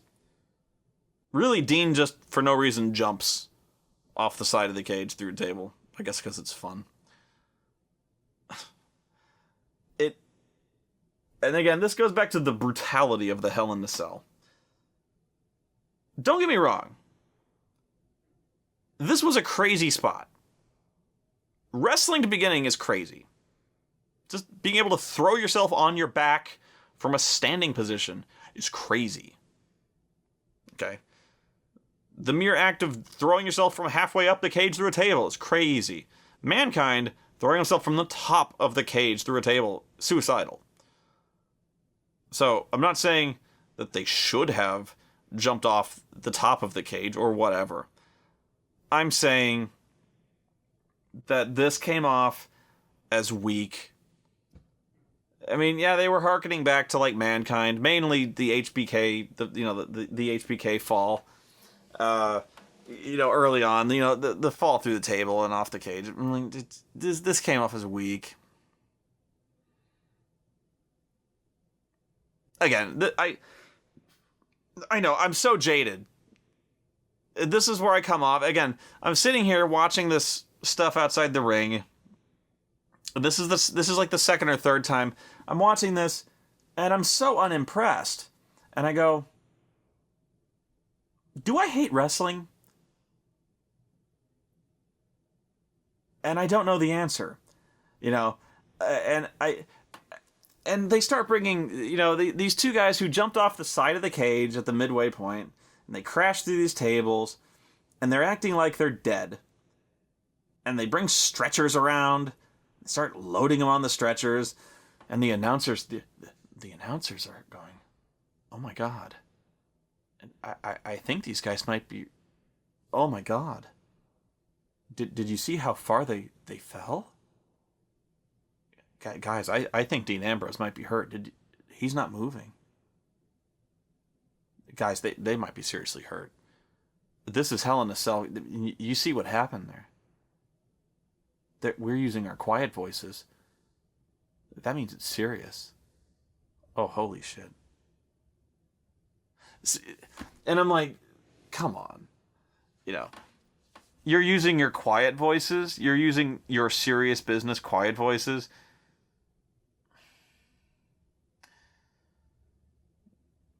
No. No. Maybe if you're a wrestling fan, maybe if you're 8, maybe if you just started watching this 2 years ago, that might have blown me away. No. I guess I'm just old. This is where I just keep going back on, like, do I hate wrestling? Am I just old? Have I seen too much? Or does this suck? And I don't know. And I'm watching this. They fell through tables. They're acting like they're dead.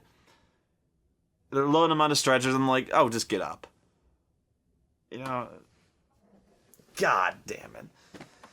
They're using their quiet voices, and you know what it is? It's like I've seen them do matches in this era where they've taken bigger falls. But because it's Hell in a Cell, all of a sudden this really hurts. And I guess that's what I'm supposed to believe. It's because it's Hell in a Cell, all of a sudden it's got some mystic demonic property. Although, to be fair, this is the first time the Cell has come into play at all. So, April has thrown her hands up at this point. And then I realize that what she's decided. She goes, oh, they fucked us. They fucked us again. And I go, what? They fucked us, she said. And I go, what do you mean? And they start wheeling him up the ramp. And I'm like, oh my God, you could be right. And so the cameras are actually starting to kind of pull back. I'm like, if they end the show, this is going to be awesome. And I'm going like, I hope they do. I hope they end the show like this. I hope they, I hope they just have them where they fell through the tables after a pathetic, a pathetic 2 minutes of brawling, just fell through the tables, stretcher job out. That was your Hell in a Cell, and they just roll credits. I'm like, if they fuck us again for the third time straight, perfect. Yeah. And it looked that way. It looked that way for the longest time, and then they, Dean Ambrose kind of does the Mick Foley thing and gets up off the stretcher, throws Seth Rollins back in the cell, and we finally have a cell match. Which, again, stunned me. That we finally had a match. Holy shit. I couldn't... Really, stunned. Wow. Because if it was almost a joke. It was almost as they were wheeling up the ramp, they're going like, we're going to fuck you again. Guess what, guys? We're going to do it again. It was almost, yeah. You could almost see the logo in the corner and be like, guess what? Fuck you! But no. Somehow they decided to have mercy and reward you. That would have been great. for the third month in a row to have the commentators just instead of the logo, just to fade to the commentators just cackling at you, going, "This is the third month in a row you paid full price for this horse shit."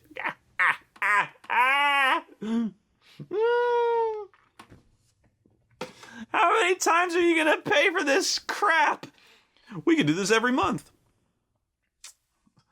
So yeah, I was like, that's why I was hoping they would do it. I was hoping they would fuck us again on the Seth Rollins match, just to see how long they could keep it up.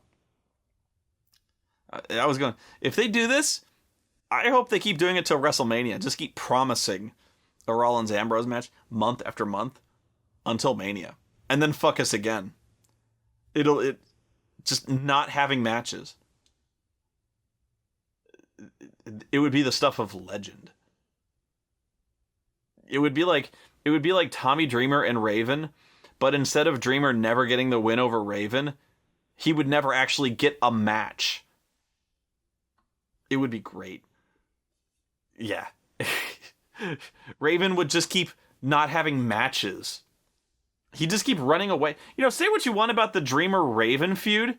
At least Raven stood his ground and had matches against the motherfucker. Jesus Christ.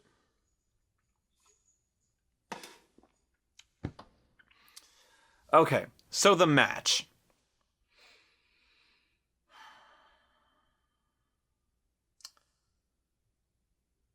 It was the best match on the card. But that doesn't say anything. What do I say about the match? It was the best match that one can expect from a garbage wrestling match,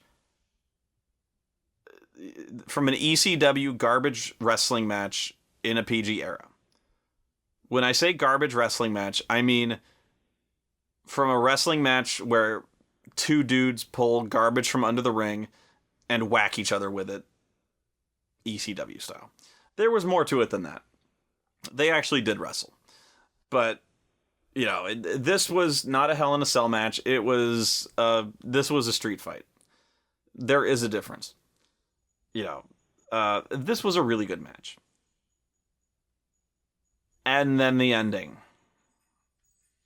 And not ironically, and then fittingly, that's when my migraine kicked into full fucking swing. Dean Ambrose is going to win. You know, he's got him set up, but he's like, I'm going to kill this guy. Literally kill him. So he brings out a couple cinder blocks, or brings out a couple rubber cinder blocks. He's like, I'm going to curb stomp this guy and murder him before you through these cinder blocks. And the announcers are firmly behind this plan of the baby faces. And Cole is like, yeah, let's murder this guy. It's poetic justice. And even Bradshaw is like, fucking A. He's like, he's gonna kill this guy. And Cole's like, yeah, fuck yeah, he is. Oh, that reminds me. Rewind. This is what I hate about Farman. I hate Dean Ambrose. I hate the character of Dean Ambrose. I like the wrestler. The character of Dean Ambrose pisses me the fuck off. I hate Seth Rollins, the character. I hate the character. They have fucked everyone. Dean Ambrose, the character, looks like the biggest idiot in the world. I've gone on about this a little bit, but they've only made it worse. Okay.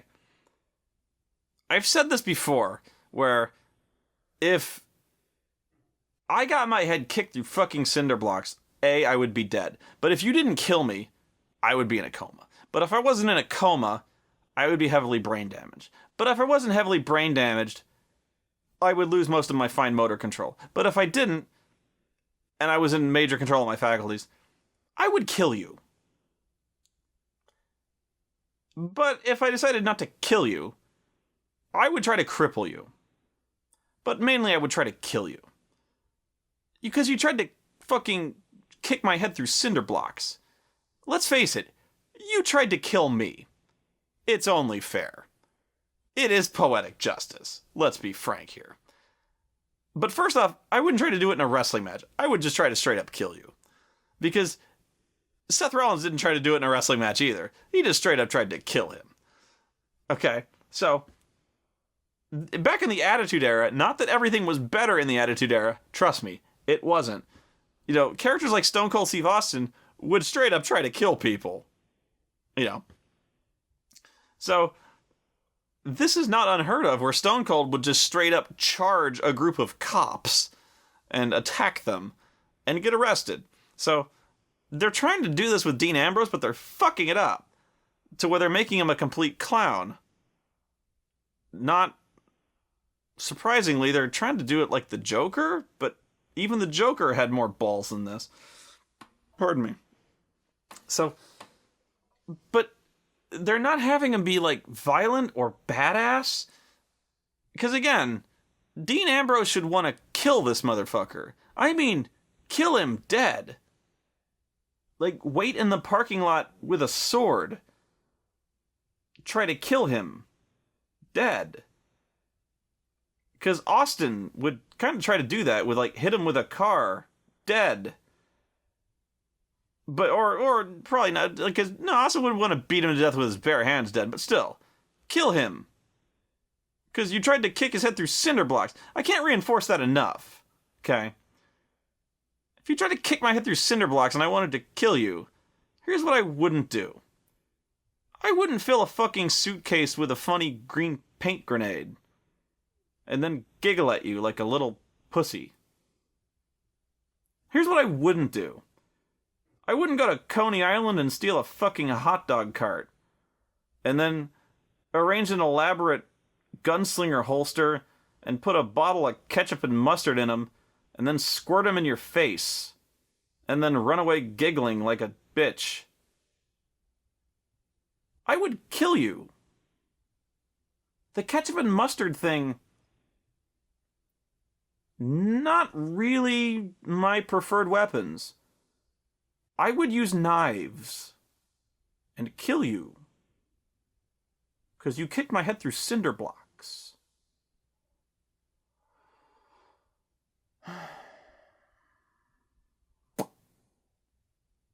Dean Ambrose uses ketchup and mustard. Now, the green grenade thing was funny. And I know a lot of people were going like, well, you obviously can't have him stab people because it's wrestling. And it's funny. And Dean Ambrose is doing great. He's great in character. Oh, he's doing fine in the character. Unfortunately, his character's an asshole. And his character is a dumbass. You know, he's doing what he's been written, fine. He's a really good actor. The problem is he's too good. In the sense that he's been given this bullshit. And he's delivering it too well. It's bullshit. It should not be. You should not carry it this well. And the problem is, it's falling apart. You know, it's starting to fly apart at the seams. Like that, there was this segment on Raw where he's like beating the shit out of a mannequin and stabbing it with a screwdriver and like pile driving it. And the crowd just died. And they started to realize this really sucks. Because there's only so far you can really take this shit. And yeah. They started to realize, like, could we just kill Seth Rollins, please? And not fuck around with ketchup and mustard? We just fucking kill him? You should want to kill him. Because then Mick fucking Foley comes out. And then he starts talking about what a career ender Hell in the Cell is. And how bad it is. And how you're never going to emerge the same. And then, like, Mick is there. And then Seth Rollins is there. And then Dean Ambrose is there. And they're all standing like 4 feet away from each other.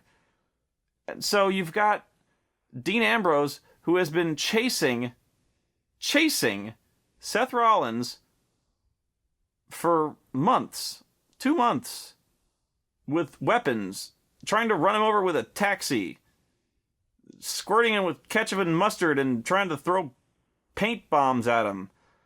Okay, strange ways to try to kill a man, but whatever. And now he's just having a perfectly civil conversation with him and Mick Foley. Kill him! Kill him dead, Dean! Why are you talking civilly with this man? Murder Seth Rollins! Murder him! This is dumb. Dean Ambrose, the character, is dumb. I don't like it. Why so serious? Why so stupid? Why so funny? Kill him. It's like, it really is this kind of bipolar type of character. This whole time, he's like, I want to get Seth Rollins in the cell. He's all mine once I get him in the cell. The thing is, you've caught this guy numerous times, and when you catch him, you squirt condiments in his face. You can kill him anytime. God damn it.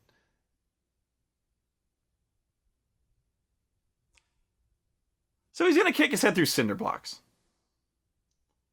Then the lights go out, and the 80s attack. And then an Iron Butterfly album starts playing backwards. And demonic messages start emitting from the Iron Butterfly album. And then a hologram of the Emperor appears. And tells us that we have a new enemy in Luke Skywalker. And then someone opens the Ark of the Covenant. And then the lights go out again. And then they come back up and Bray Wyatt appears. And then Dean Ambrose stares at him like a moron. And then Bray Wyatt hits a Uranagi. And then Seth Rollins pins him. And the feud's over.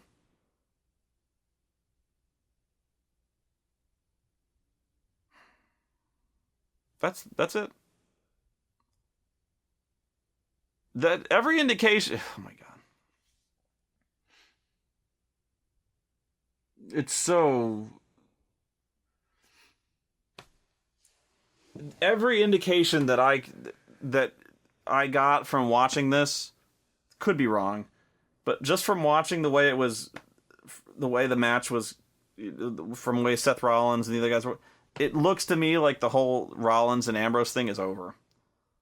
It looks to me like Rollins got his pinfall. Looks like Ambrose is done with the guy. It looks to me like Ambrose is going to start feuding with Bray Wyatt. Really. Yeah. But after all this time, 3 months, all that ketchup wasted.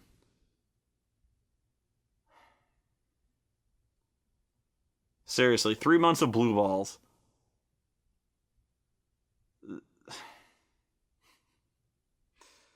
Was it too much? It was too much to ask, wasn't it?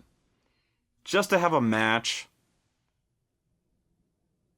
Just to see the villain get some comeuppance. You know? Just to fucking have a match with a winner.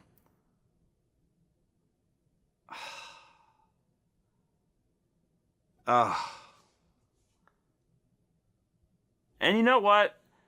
It's not that I'm like this huge mark for Dean Ambrose. It's not. I would have been okay with Seth Rollins. You know what? I wanted to see Seth Rollins win.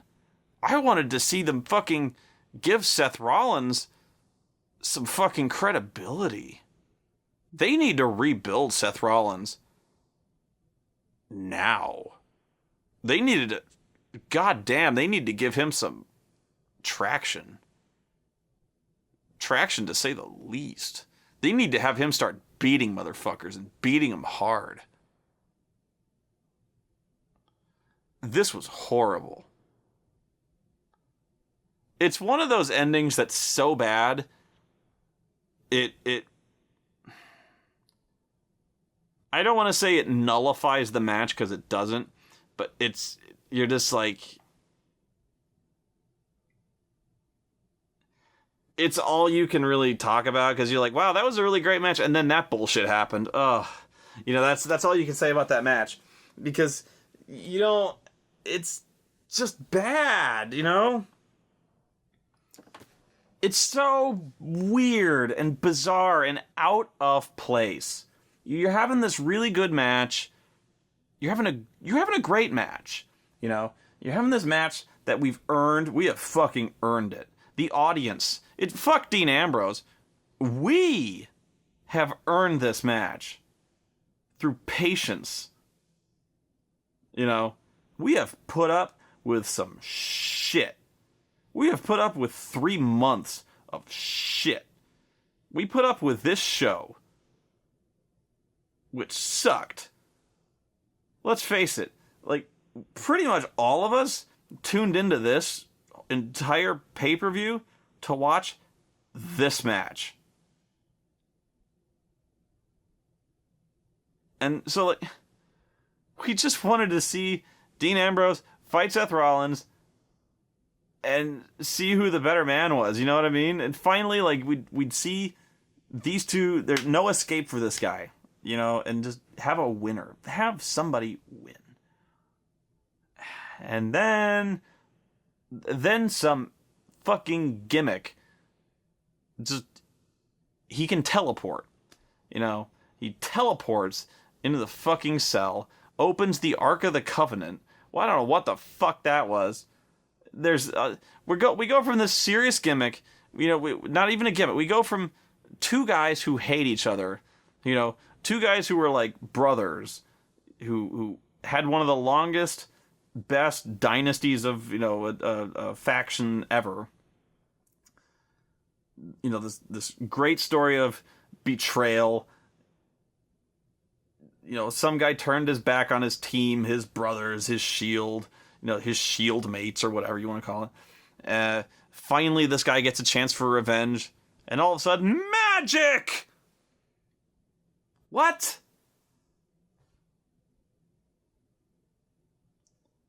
You can't do that. You can't have a story go from some guy who's got a contract for a world title match. You can't go from a story about a guy who sells out to corporate authority and a guy who's a rebel, who's defying the authority, finally getting his hands on this guy, to all of a sudden a guy with some kind of lantern that emits a holographic spirit of, I'm presuming, his dead sister. Fuck you. I don't even know what the fuck it was. You've gotta...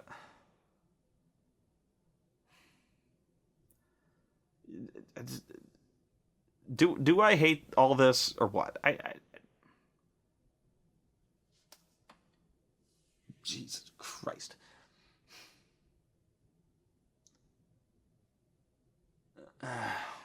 I know I keep drifting. I'm sorry I keep drifting off into just face palming. I'm sorry. I'm so sorry that if I'm incoherent or I keep drifting off or I just fall into lapses of silence. I must have done this at least 1,000 times, this entire vlog, but I'm just speechless. I don't know I don't know how to articulate the feelings of just helplessness and just I'm at my wit's end when it comes to just, what the fuck am I doing? What the fuck are they doing? This isn't what I remember watching, I remember this being... It wasn't that long ago that I remember this being so much better. This isn't something like everything was better back in the day. This isn't... Back in the day was not that long ago. Last year, it wasn't this bad. 6 months ago, it wasn't really this bad. When did this get so fucking bad? This has gotten bad. I'll tell you when it got bad was the launch of the network. That's when it got bad. What happened? That's the problem to solve. Did something happen to the writing team? Or Did something happen to the way they've started structuring pay-per-views or the build of the pay-per-views? Do they not give a shit to the way they structure them? Is that the... Do they not feel like they need to actually deliver on anything due to the complete shift of the pay-per-view model now that they're not technically really pay-per-views? Like no decisive finishes on a pay. I don't fucking know. My head hurts and it's starting to hurt again.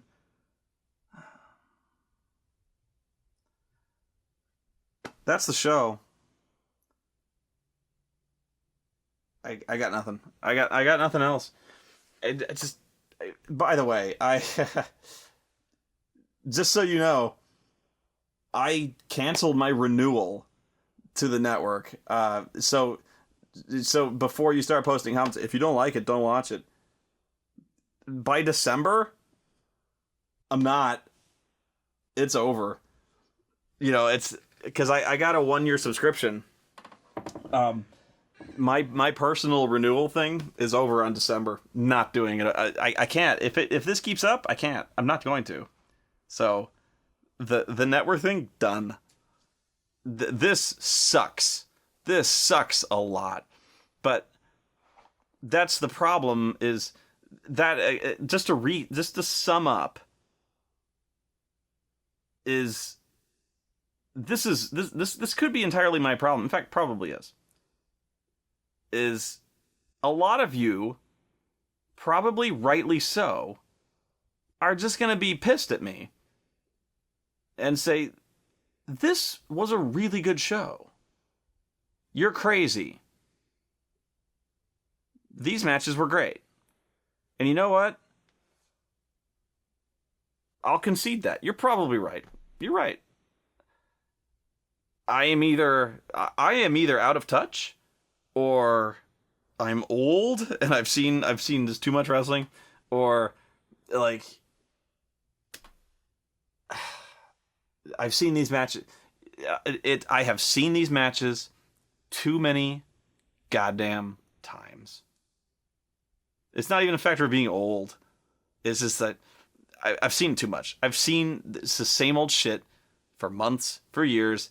And that's the story. They've been telling that story. That has been the story of the Randy Orton thing. Is how goddamn long they've been wrestling. That has, wow. You know, it's incredible. But I'm watching it and I go, I don't care. You know, pretty much top to bottom around the card is, I look at all these matches and I go, wow, I've seen that for months. That one. I've seen each one of those matches, each one of those feuds every week for months, if not for years, on Raw, the same match. And it's always trading wins on Raw. Back and forth.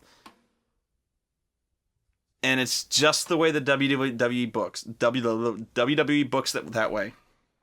Has for years.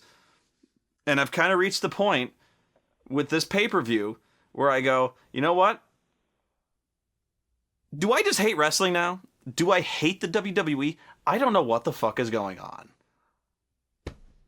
I've reached this weird existential crossroads. Wow. This is a really disillusioning show. This has blown my mind. This is probably going to go viral. Like, just disillusioned Spoonie. This is going to be like the opposite of It's Still Real to me. Just Spoonie is just completely devastated by how shitty this pay-per-view is. I can't believe in anything anymore. No. Migraine Spoonie is disillusioned. Okay, I'm rambling. I have been rambling for hours. I'm gonna go. My recommendation, do anything else. Watch some other Hell in a Cell pay-per-view. Go watch the Mankind one if you must. Although that one is really uncomfortable as well. Don't watch this piece of shit. Watch something else. Have a good night.